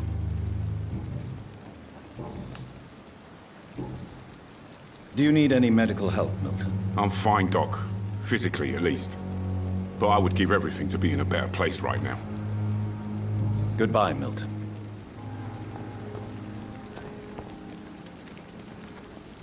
Good evening, sir. So it is true. The famous Dr. Reed has joined us. I can't think of any better news during these terrible times. Do we know each other? Actually, yes. We met once before, at the Rockefeller University in New York. Dr. Tippett's, yes, I remember. I was assisting Professor Carell in his research about coronary bypasses. He had nothing but praise for you. He was also very confident about your future. And look at you now. Eminent surgeon and blood transfusion specialist. What is the Pembroke Hospital situation? And please, speak freely. This hospital is not exactly the best of London. I'm sure you are used to working in a better environment. It's more than enough. In any case, the personnel of a hospital are much more important to me than the building. Don't be misled by appearances, Dr. Reed. This hospital does not lack talented people. It just lacks hope. What can you tell me about the staff in the hospital?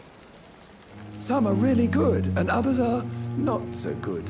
But during this troubled period, there is no time for slander. I prefer to focus on the positive character traits. Tell me more about cherished people, then. Nurse Brannigan is a pearl. She is the most helpful and dedicated nurse I've ever worked with. A clever and cheerful woman. You really seem to admire her skills. I'll go even further. If she was a man, she would be a damn fine practitioner. Any opinion about the management? I don't always agree with Dr. Swansea's reserve, but I must admit he does all he can to keep this facility running during this crisis. Ah, yes, the burden of command. I was fed up with this concept while serving as a medical officer. Don't get me wrong. Swansea's a good administrator. I just wish he would get out of his office now and again.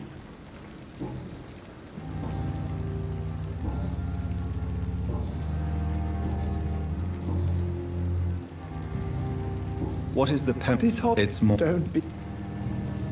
Do you need any medical assistance yourself, Doctor? Come on, don't be ridiculous, dear colleague. Goodbye, Dr. Tippett.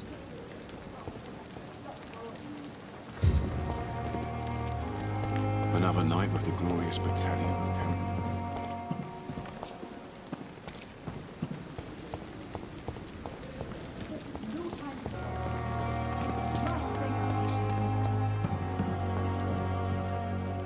Good evening, nurse.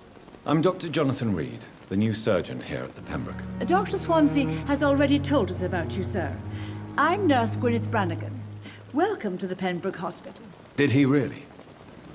It's a good thing I wasn't hoping to keep a low profile. All members of staff have already read about your new blood transfusion technique. Dr. Swansea made sure of that. I see.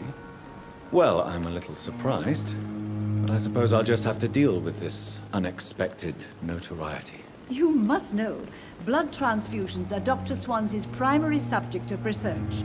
He is convinced it is the future. How are things here? Not good, to say the least. We're struggling against an invisible enemy, more lethal than any bullet from a gun. It's hard, Doctor. An invisible enemy? Quite a poetic term for a disease, especially from a nurse. Sorry, Doctor. These last few weeks have been exhausting. We could all do with a good night's sleep. Do you think this hospital can survive the epidemic? We are all volunteers here, and we're trying to hold fast, but how do we beat an invisible killer? Some nurses have already resigned. I'm not familiar with all the staff yet. Perhaps you could help me. Brilliant professionals, most of them. Dr. Swansea has a gift for recruiting talent. Most of them. Is there a problem I should know about, nurse? It would be inappropriate for me to speak ill of a colleague.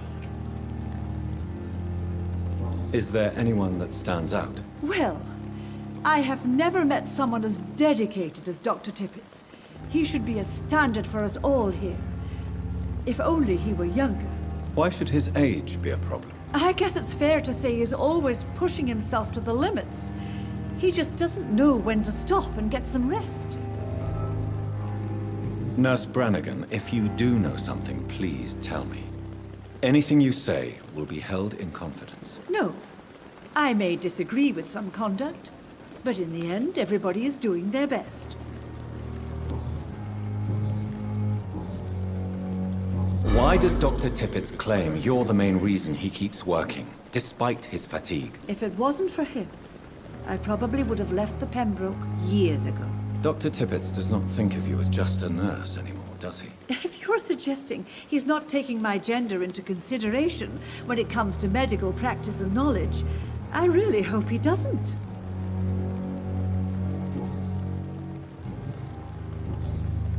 Do you require medical assistance, nurse? Thank you for your concern, but I'm fine. Goodbye, nurse. Call me if you need assistance.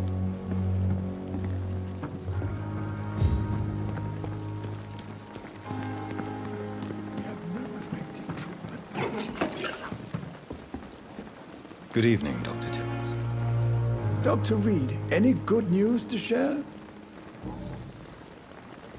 You're exhausting yourself, Corcoran. Maybe you should think about preserving your strength. No. We must keep on healing all those poor souls. We are the last rampart before chaos. Once more, unto the breach. You've nothing to prove, Dr. Tippett, to anybody. And we all praise your experience. Please, have some rest. I am perfectly fine, and I am not too old for this job.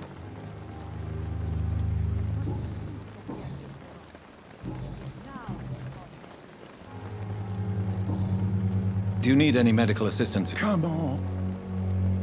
Goodbye, Dr. Tippett.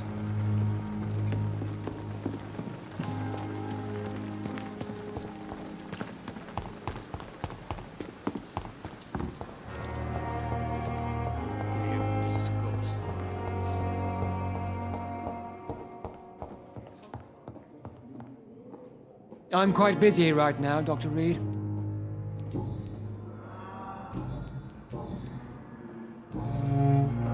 Thank you for your time. We'll talk later. Have some of the most brilliant minds in London at Pembroke. I'm all right. Don't waste your time with me. Good evening, madam. Can I help you? It's my son who needs you, sir. I'm Dr. Jonathan Reed. How can I help your son? I'm Beatrice Goswick, mother of Mortimer Goswick.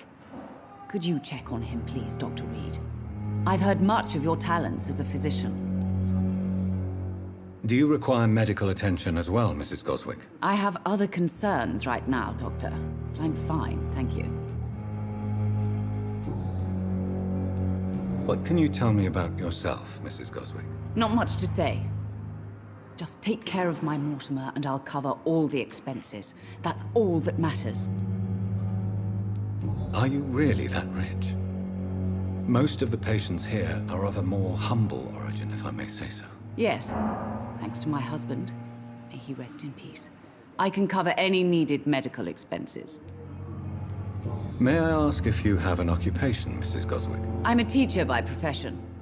I teach young women who are more ambitious about their futures than their families. What do you think of your reception here? Any complaints? I have had the uttermost reservations about this hospital since we arrived. But we had no other choice, considering the state of emergency. Is there something in particular that's bothering you? Some of the staff were not especially welcoming. I suspect they're not accustomed to dealing with patients of such social standing. Tell me more about your arrival at the Pembroke Hospital. What gave you such a bad first impression? The ambulance driver was quite rude, for a start. And that nurse, Miss Hawkins, seems to have quite a dubious attitude. What do you mean? She managed to secure a bed for my son despite the epidemic. It was a relief, but it wasn't cheap. She charged you for a bed? Yes, and I paid without question, considering the urgency of the situation. I share your concern, Mrs. Goswick. Be sure that I'll talk to the people involved. I don't expect compensation, Dr. Reed. But I'm aware such behavior would not be tolerated in other hospitals.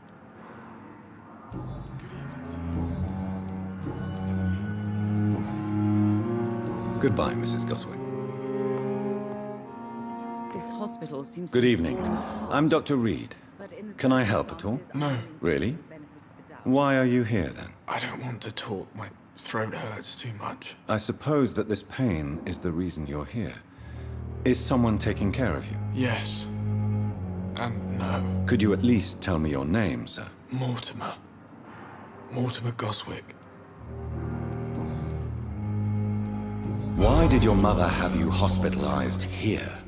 She seems convinced this is a bad hospital. My mother just wants the best for me. She won't rest while I'm here. She'd go all the way to hell and back to help me. Do you need any help? I'm afraid I may, sir. I don't mean to be a burden.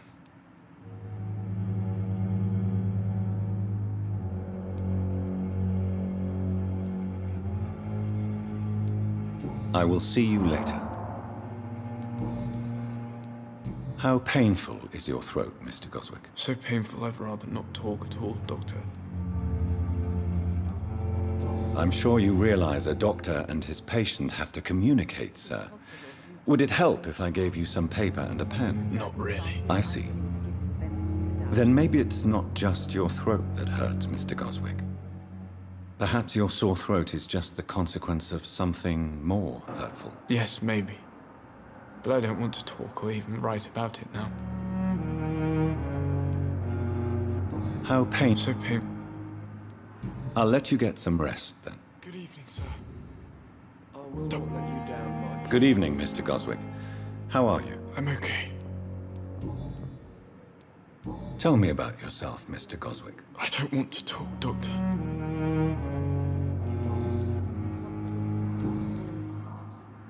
But in the circumstances, I'm willing to give you the benefit. I have to go now, sir. But don't hesitate to contact me if you need any help. Don't waste your time with me. Sweet girl. Reads me like a book. I never could keep anything. Good evening, Mr. Fiddick. Good evening, Dr. Reed. Any news about my operation?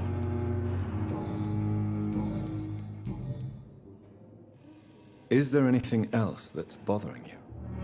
Can I help in any way? I'm all right. Considering the state of this place, I should consider myself lucky, I guess. Goodbye for now, Mr. Fiddick. I'll see you later. You always knew the words to calm the children, Ellen. As for me, what a blundering idiot.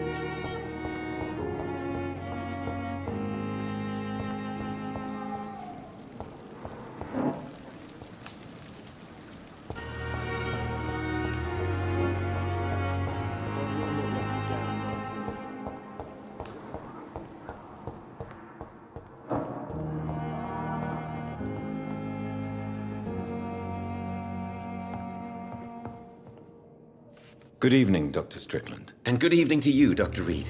Can I be of any help?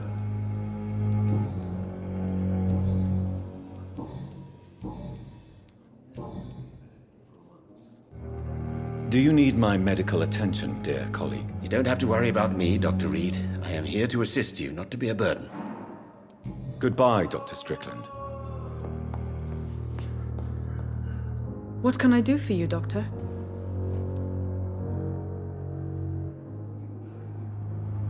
Thank you, Nurse Crane. What a blundering idiot.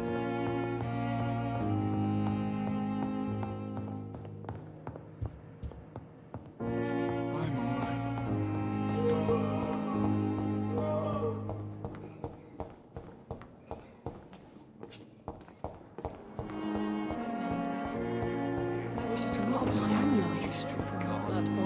Good evening, Nurse Hawkins. Good evening, Dr. Reed.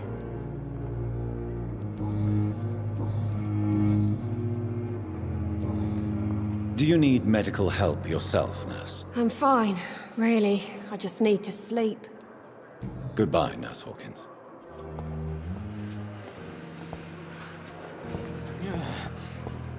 Damn. Good evening, Miss Howcroft. How are you tonight? I need blood, Doctor. Warm, rich, vibrant blood. Tell me, Thelma, why do you feel so attached to Mr. Elwood? Why him? I'm not sure, Doctor. I think we have a bond of some sort. We've both suffered so much. He's the only mortal I find interesting. Do you plan to make him a vampire too? Of course not. How could I inflict my curse on anybody else? I'm not that cruel, Doctor. Would you say you and Mr. Elwood are romantically involved? No. No, Thomas is a delicate soul. Even though he disguises it. But I am not the woman he needs. No, for I am a vampire, Doctor.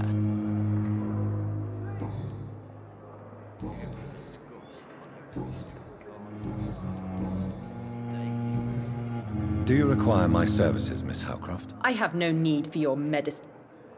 I'll leave you, Mr. What your last thoughts would be, sir. Good evening, Mr. Elwood. Evening, Dr. Reed.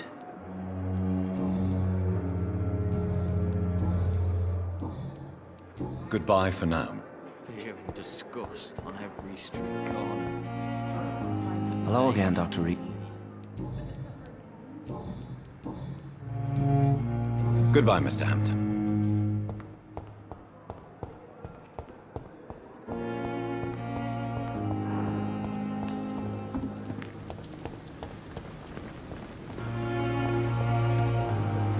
Good evening, Nurse Brannigan. Good evening, Doctor.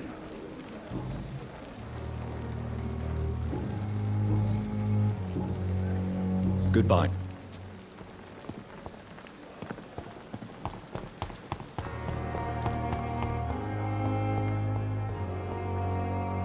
Good evening, Miss Howcroft. I need blood, Doctor. I'll leave you, Mistress of the Dark.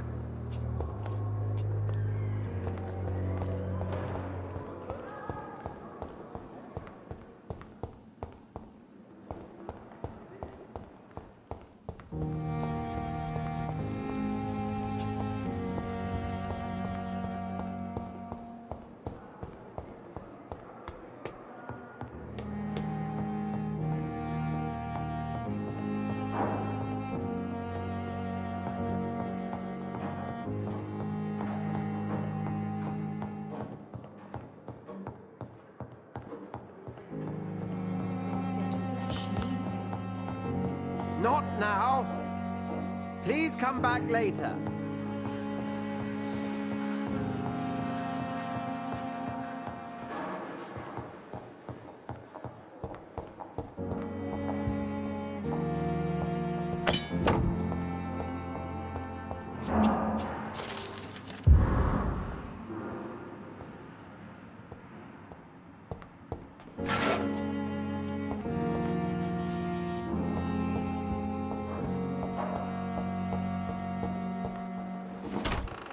This must be the place.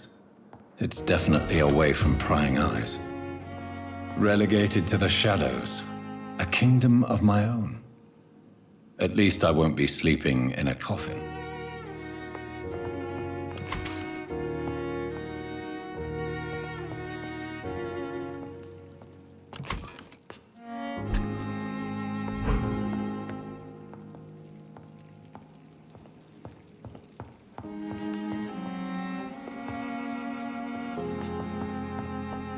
The flower's dying.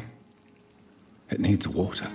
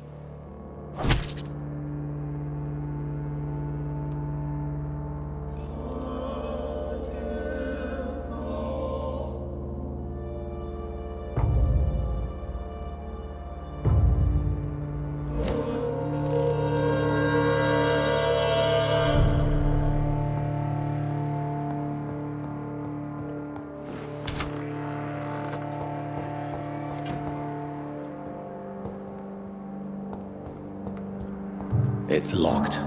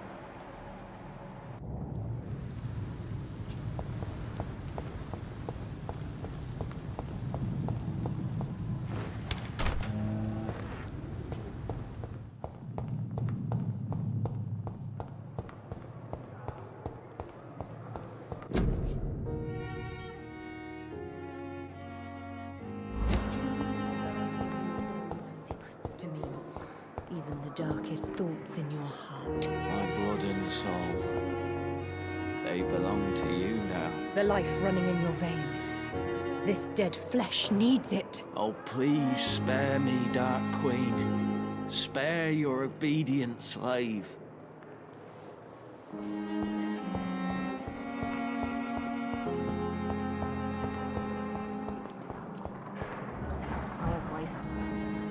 Good evening, Nurse Hawkins. Good evening, Dr. Reed. How would... It's Sue. How is... Not well.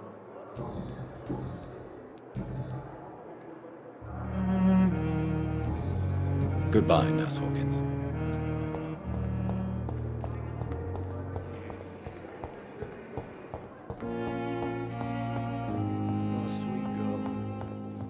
Reads me like a book. I never could keep anything from her.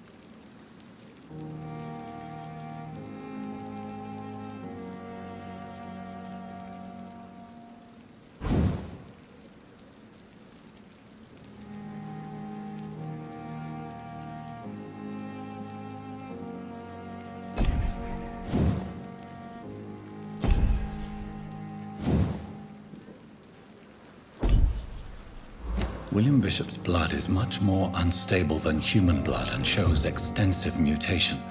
But this is not what happened to me. I must keep on searching. The sun is about to rise. I can feel it. I'll continue tomorrow night. I have so much time now.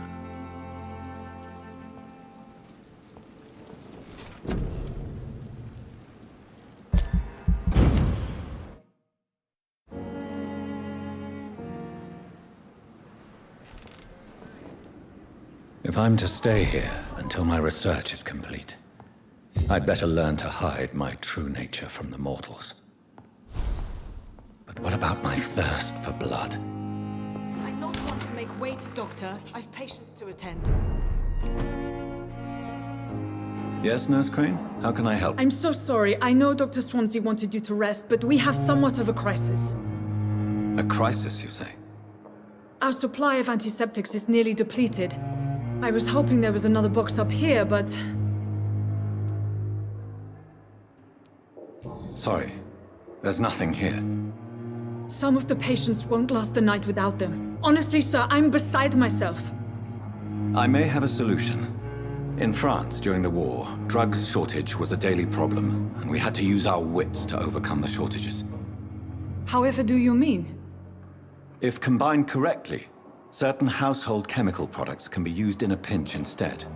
Now, where's the hospital storeroom? The storeroom? Fat chance. This is the Pembroke, and space is luxury we don't have. Everything used to be stored in the old morgue. Perhaps I should look there first. Where is this morgue? It's the large building behind the hospital. You'll need to go in the back door because it's been sealed off for sanitary reasons. Take this key. It opens a small back entrance at the end of a narrow street. The abandoned morgue behind the hospital. A small door at the end of a narrow street. On my way, then. Thank you, nurse.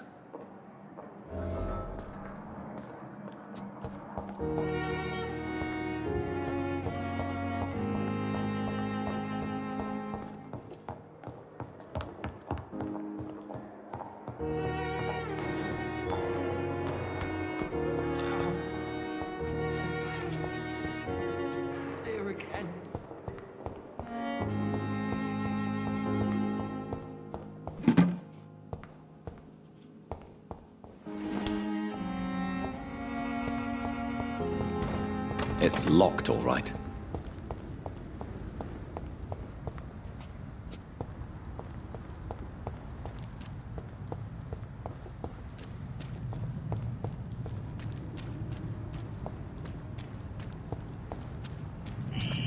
Scowl voices in the garden. I should investigate. If they were to find somebody.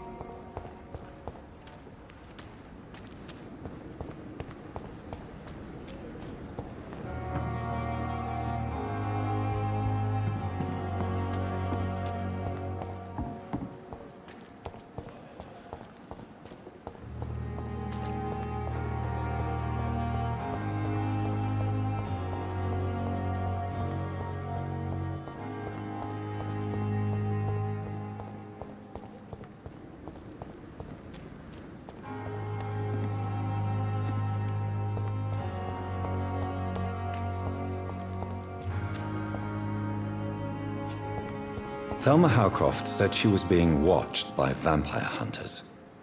Where are they hiding? I should investigate. Tomorrow, more bodies will arrive and then sadly depart.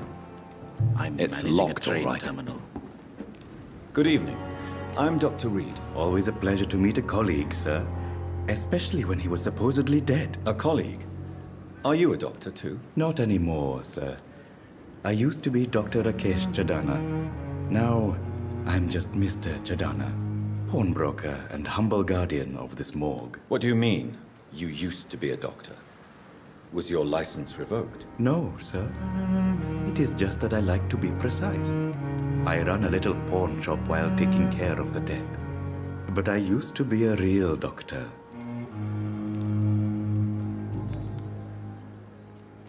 Are you afraid or uneasy being surrounded by so many corpses? Why should I?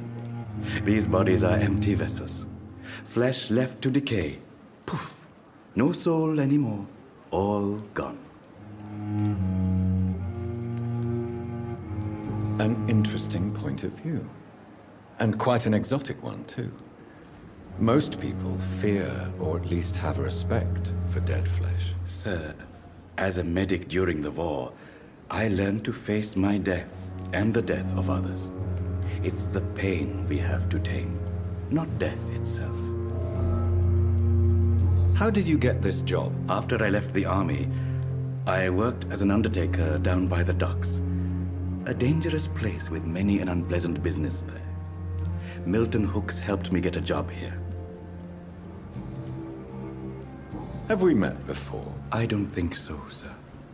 Why? When we first talked, you said you were glad to meet me since I was reported dead. Funny story, sir.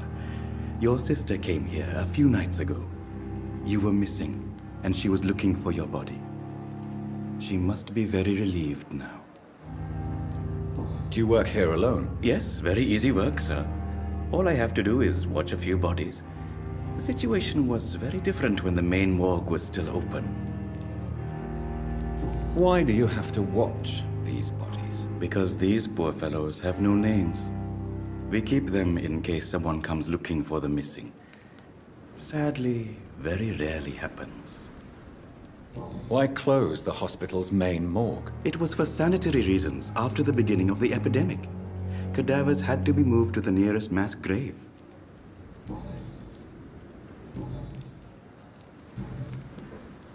A pawnbroker? I expect you get all types of people here. Yes, sir. All kind of people. For I sell all kind of goods. Who comes here to trade with you? It's very unhygienic, even unsafe. Diseases can spread. For the customers, for the hospital. I'm very cautious, sir. I've been a doctor, remember? And all my clients are good people. In fact, I think I only know good people. What kind of goods? With the quarantine, it's not always easy to buy things. So I trade, I exchange. Some people sell, some others buy. I like to help.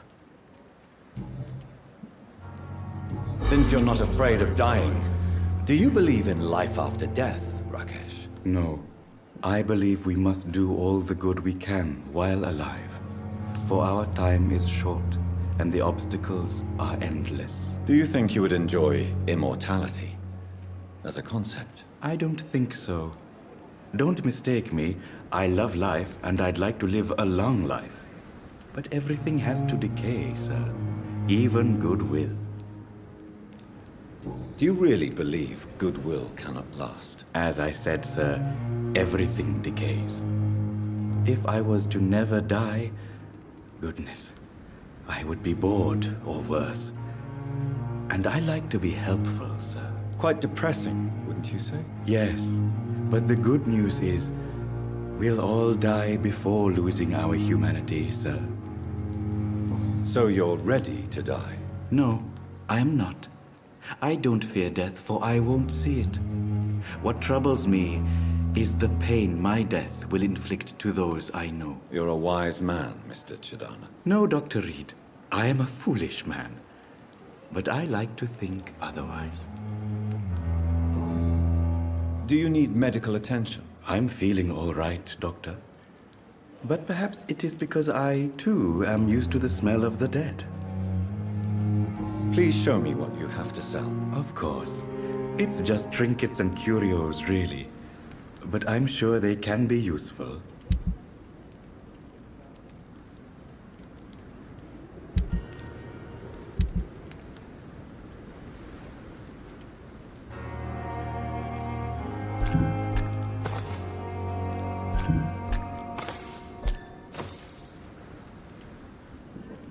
never ceases to amaze me how you, the dead, seem peaceful and lost at the same time.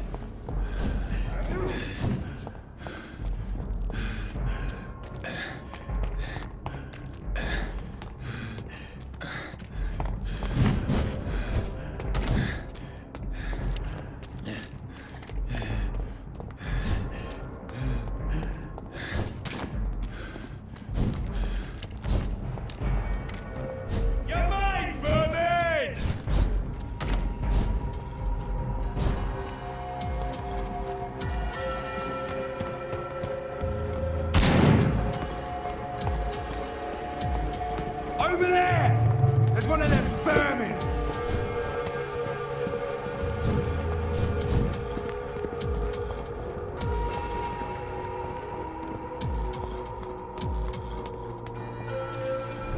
It ain't human! Kill it!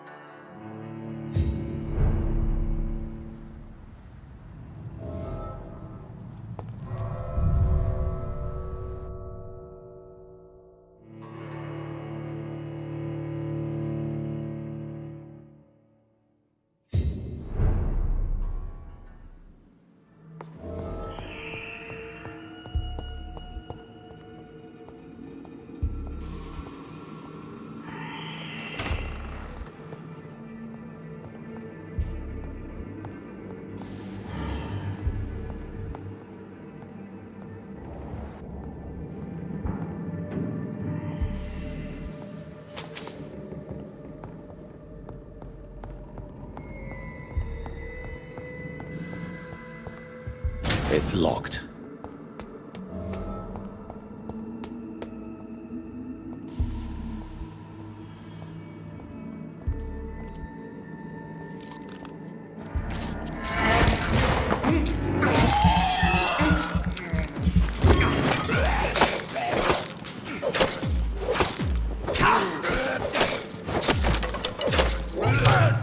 Behavior is similar to the infected William Bishop. Must be the same strain. This sickness moves faster than influenza.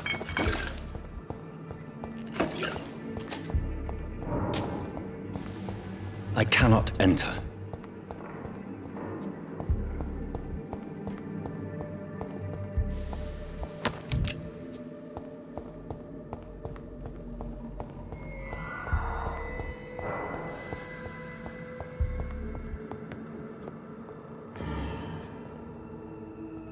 Balls of Mars, fortifiers.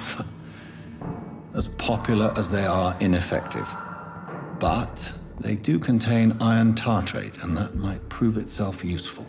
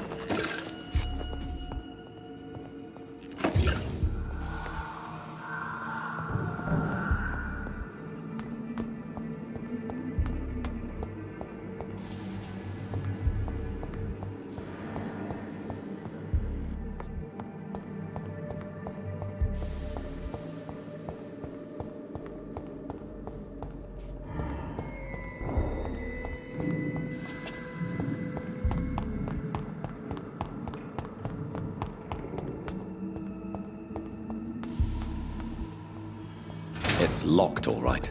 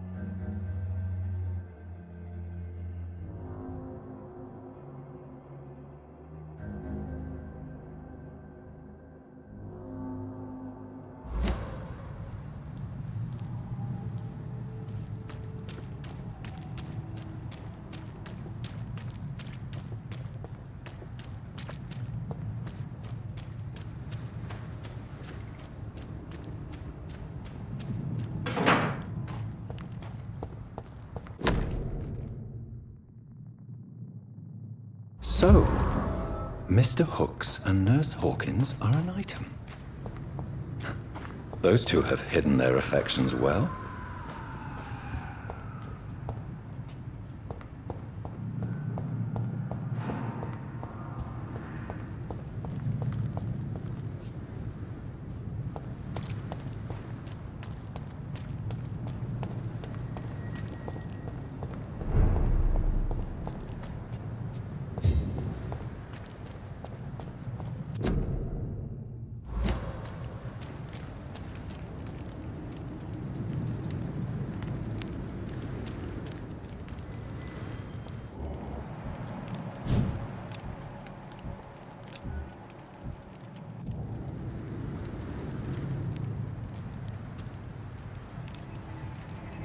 Don't come closer!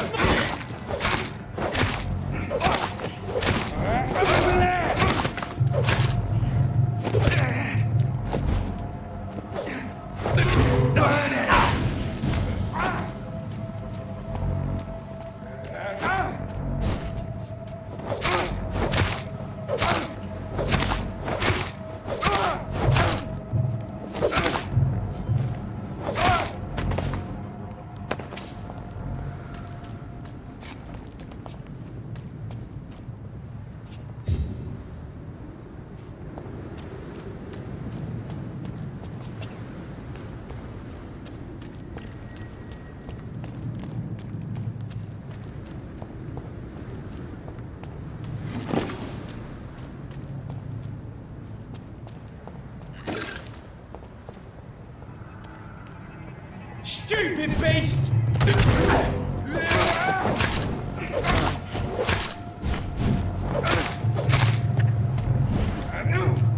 Die, Merlin!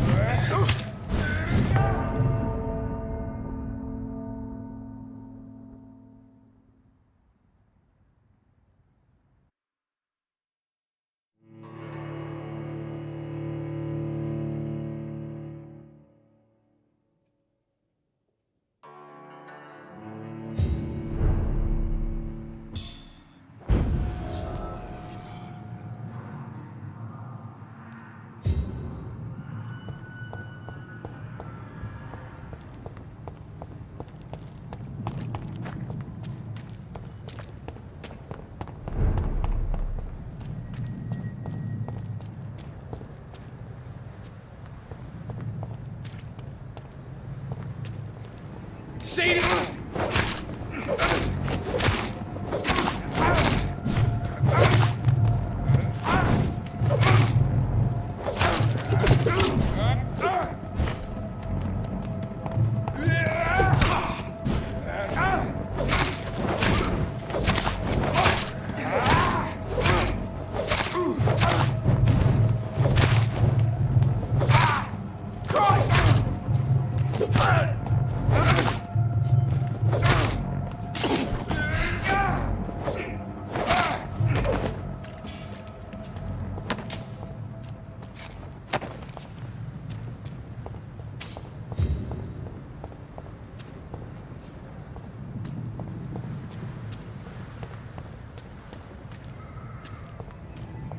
Steady, boys!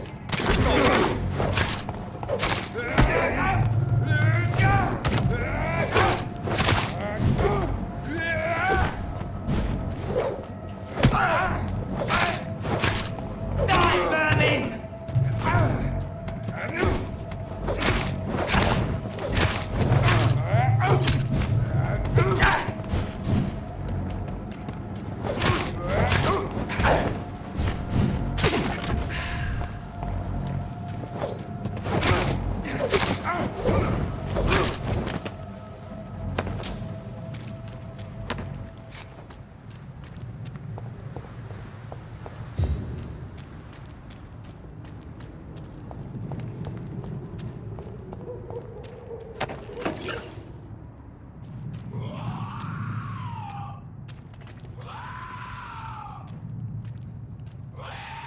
Trust the leech, boy!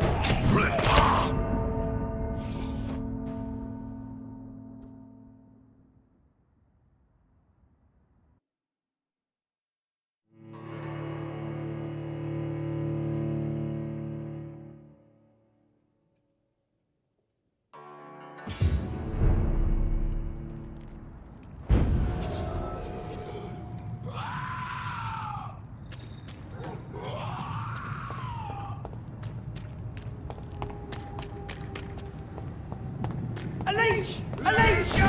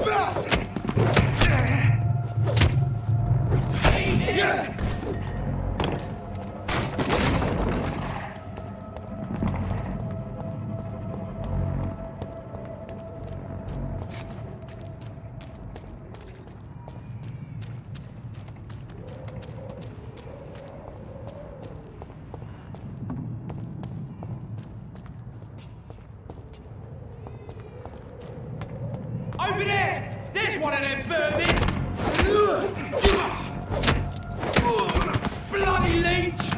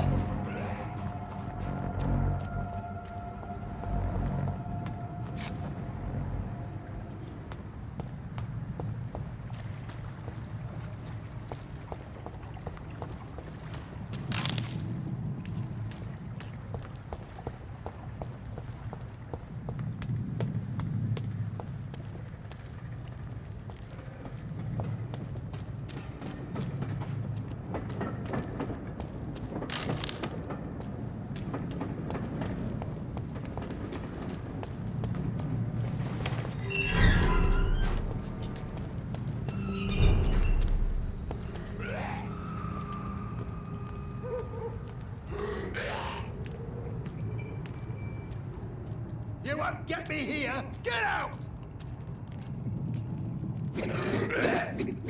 What are you, people, huh? Get away from me, you bastard! Come on, and I will show you how a whip of dust is.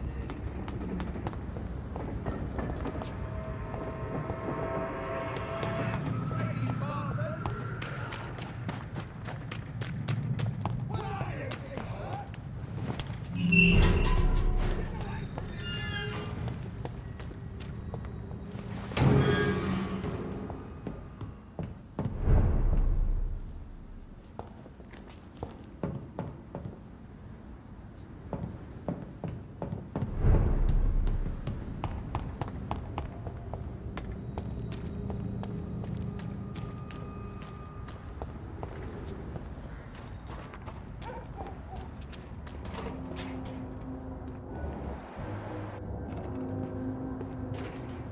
Good evening, sir. Good evening.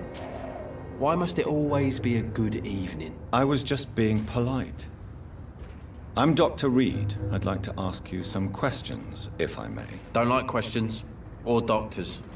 And the name is Seymour Fishburne, if you must know. What can you tell me about this part of town? A shithole filled with maggots. Liars and thieves, all of them. Are you thinking about someone in particular? No. Hate them all. Especially these petty, whining little shitbag beggars. Is there no one who deserves your leniency, then? Well, Tom from our local is somewhat of a decent bloke. At least, unlike most maggots, he knows how to listen without opening his trap. What's your occupation? I take care of my mum. That's what I do. She's the only good thing in my life. Even though I don't treat her so good. You seem upset. Is something bothering you? I lost the necklace I bought her. I'm a fucking idiot. A worthless idiot. Sometimes it's hard to be a good son. I just want her to smile. No, I was thankful for her patience, appreciated like... God knows she deserves it.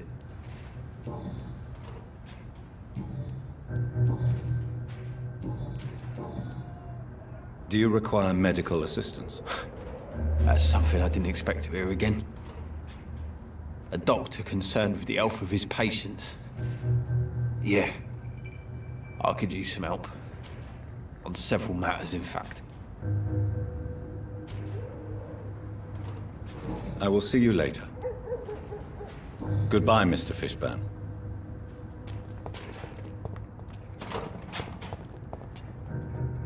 Hello, boy. Hello. Good evening. Did I scare you? You have nothing to fear from me. No, it's just that people prefer to avoid me. Well, I won't. I'm a doctor. My name is Rufus, sir. Rufus Kingsbury. What can you tell me about this region? It's all about staying out of trouble. But since most people prefer to avoid me, it's pretty easy. Why do people avoid you? They call me Rufus the Curse. Around here, I'm a bit of a bad luck charm. Do you need help? A real doctor caring about me. That's a first. I feel like a real person. I'll see you later. Are you alone? Where is your family? I don't have any. My parents are dead. So you have no home? You're sleeping rough? No. I mean, yes. I live on the streets. I have no home. You should be careful, Rufus. There are things that lurk in the shadows of this city. Things that prey on the lonely and the desperate. I've known worse. I'm not all alone. I have Mrs. Fishburne. She's been very kind to me. Why do you think she's so considerate? I can't say, sir. I guess she's a good soul. Sometimes it's like she replaces the mother I lost, even if we're not related.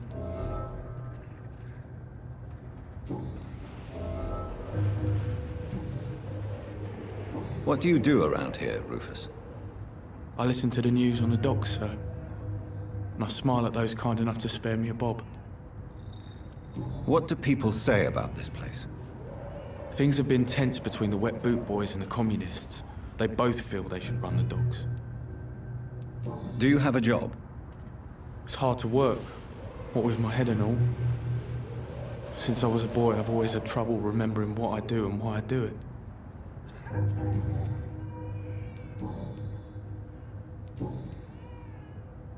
What can you tell me about... It's all about... Have you ever thought about leaving? Where else would I go?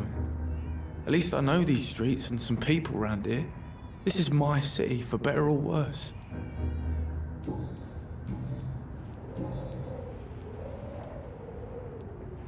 Are you alone? So you... No. You should be... I've known work. Why do you... I can't say. So long, Rufus.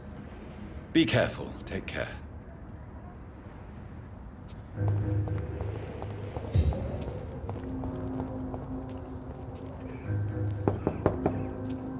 Good evening, madam. I'm Dr. Reed. Could I come in? Why?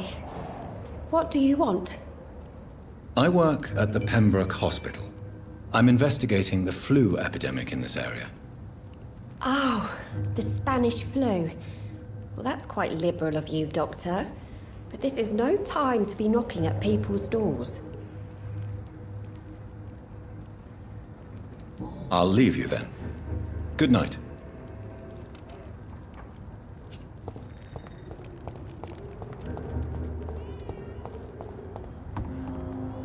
Evening, Rufus. So long, Rufus.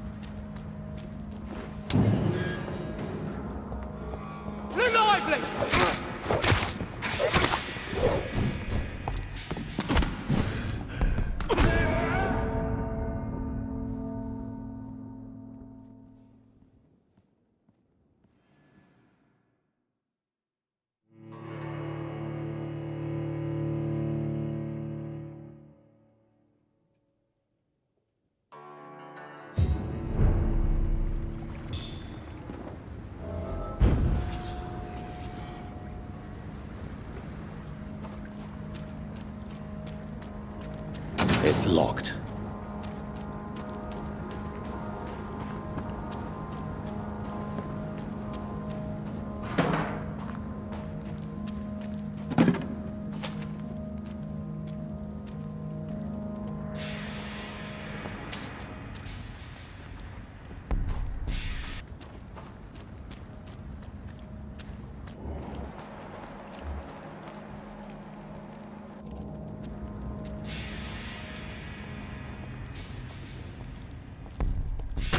Ain't safe here for a gentleman.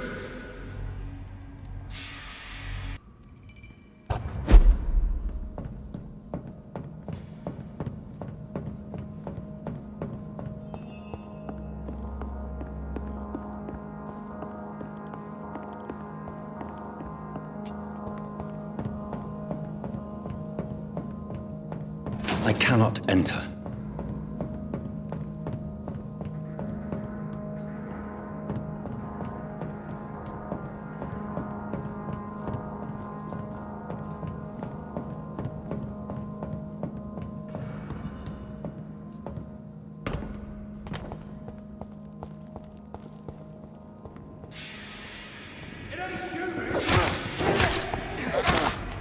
Cross the legs, boys! Bloody leech!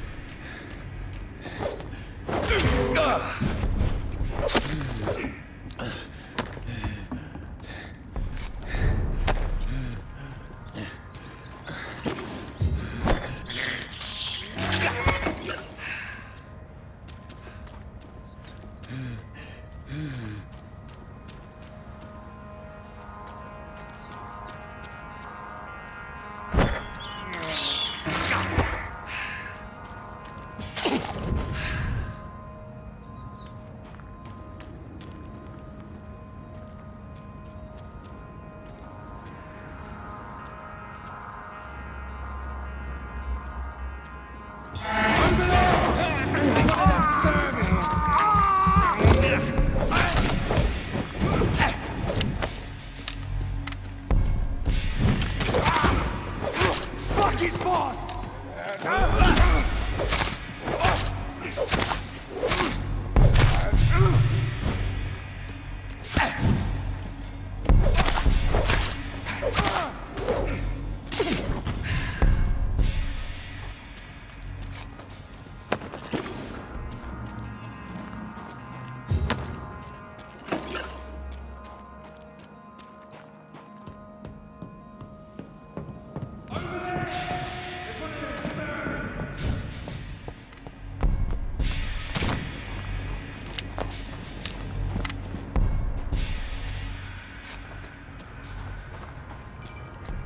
It's locked, all right.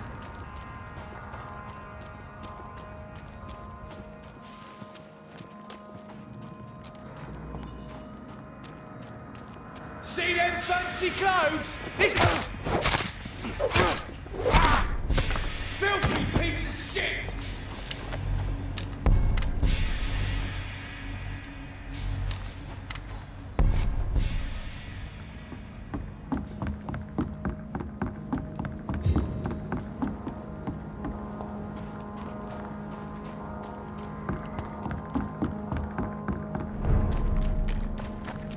It's locked.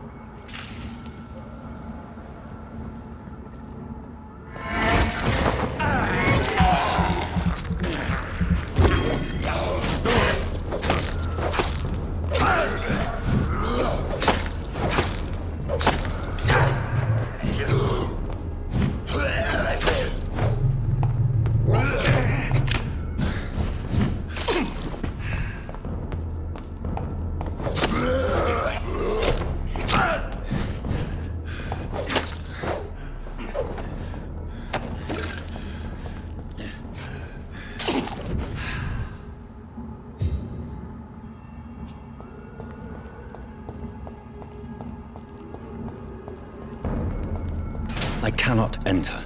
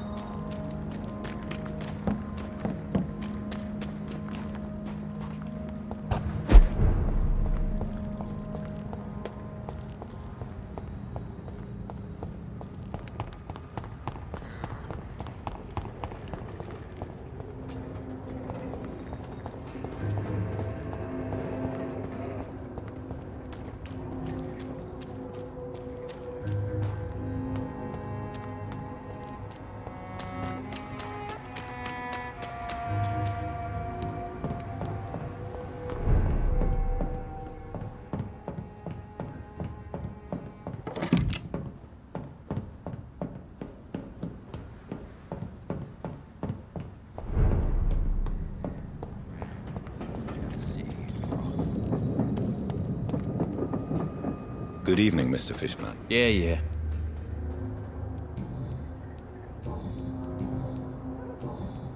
Goodbye, Mr. Fishman. Every night, a darkness, and every dawn, another death.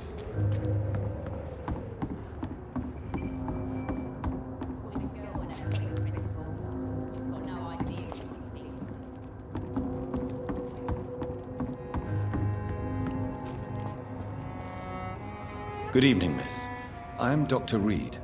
May I ask you a few questions? Who are you? What do you want? As I just told you, I'm a doctor.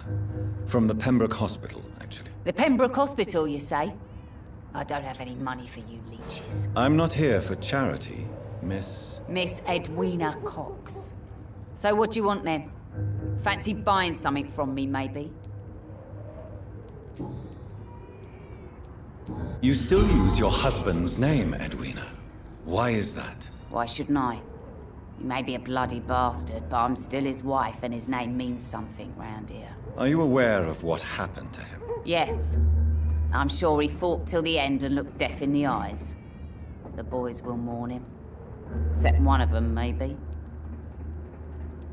What can you tell me about your work? I'm a businesswoman.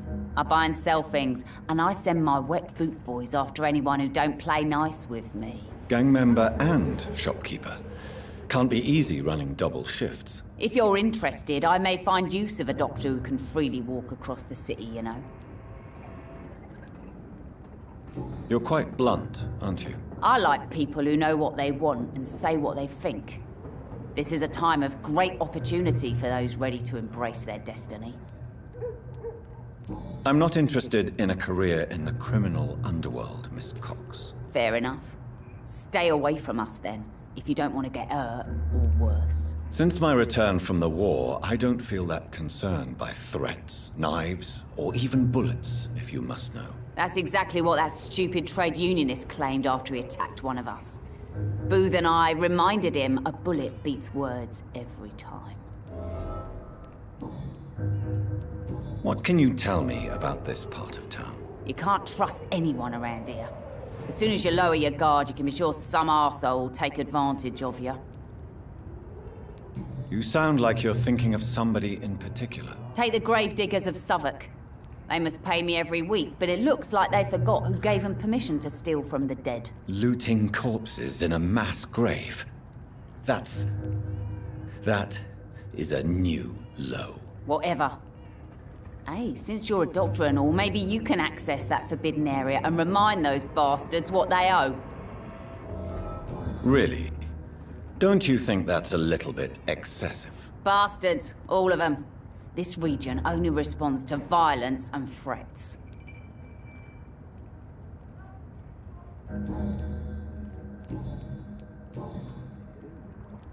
Tell me about the man you and Booth killed, Edwina. The bastard killed one of us and received retribution. There's nothing else to say. What happened exactly? I don't know, and I don't care. One of ours was killed by that communist bastard, but he didn't brag for long. So you have no idea what really happened, but you executed him anyway. No one messes with the wet boot boys, Doctor. This is our territory, and this is our law. And your conscience is clear. You kill without hesitation. Violence is an efficient tool, Dr. Reed, when used properly. So you decide who lives and who dies, just like that. Yes, Doctor. Just like that. I'm not saying it's fair. I'm saying it's my way of dealing with troublemakers. Can I see what you have to sell? As long as you have money, I'll show you all I have.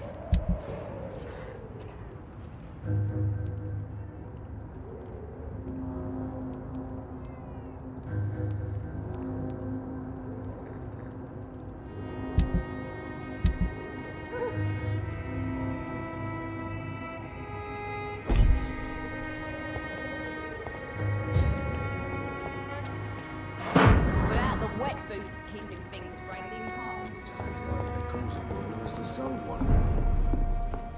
I should just run as far away from this. Good evening, sir. Whatever. Don't you recognize me? We met a few nights ago. Don't take it personally. I spent a lot of energy forgetting what I did the night before. Yes, you had definitely drunk too much then as well. I'm Dr. Jonathan Reed. I'm Dyson Delaney. I'll try to remember you. This time.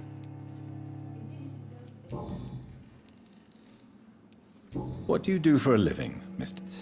I drink. I drink in the morning and at noon. I drink at night. And then I drink some more. Why do you drink so much? Maybe it's because I prefer dying slowly. Death can be so abrupt. Personally, I like to see mine coming at my own pace. You sound very sad, sir. That's because I am Doc. Don't you work at all? I'd love to, but I don't have the time. Didn't I tell you? Drink in the morning and at noon. I drink at night. Inebriation aside, do you need medical help? Yes. I feel sicker than usual these days. I will see you later. Is there anything in particular that you like about this part of town? Except for the cheap drinks, I mean. How dare you say such a thing? I love this neighborhood. So friendly. So joyful. No reason at all to rejoice, then? Life is hopeless and then we die, is that it? Let me tell you a story. All right. Go on. A few years ago, when I believed a resolute man could change things around here for good, a tragedy occurred nearby. What kind of tragedy? It was a bomb. Bomb that exploded and killed many people. Metal and blood everywhere.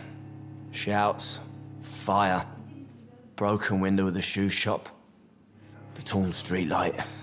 You lost people you loved that day, didn't you? I've lost everything. But you know what the worst part is? I don't even remember where it happened. I've drunk so much to forget it, and now I can't remember where it was. I can't pay my homage to the dead. I'm sorry, Mr. Delaney. It's okay. If you ever find the place, just leave a flower for me there. Even if you tell me where it is, I'm not sure I'd memorize it. Is there... How dare...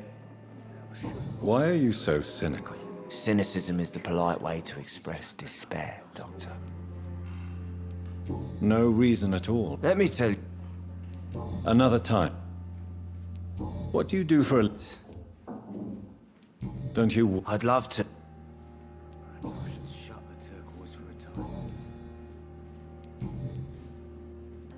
Surely you must have had dreams and expectations when you were young, like everybody else. Sure.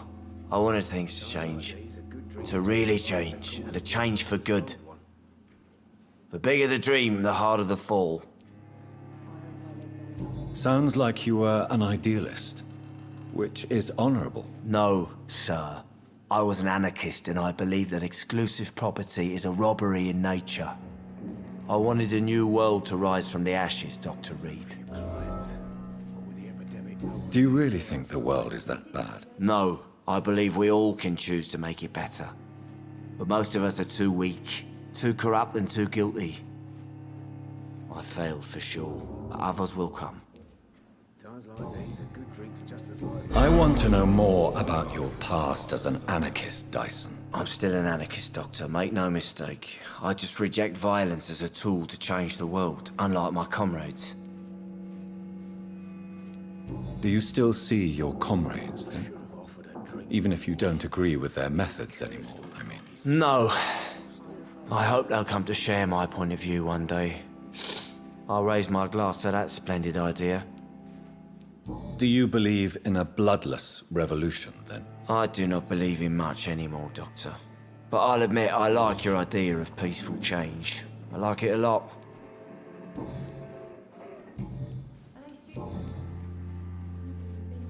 Is there... How dare... Goodbye, Mr. Delaney.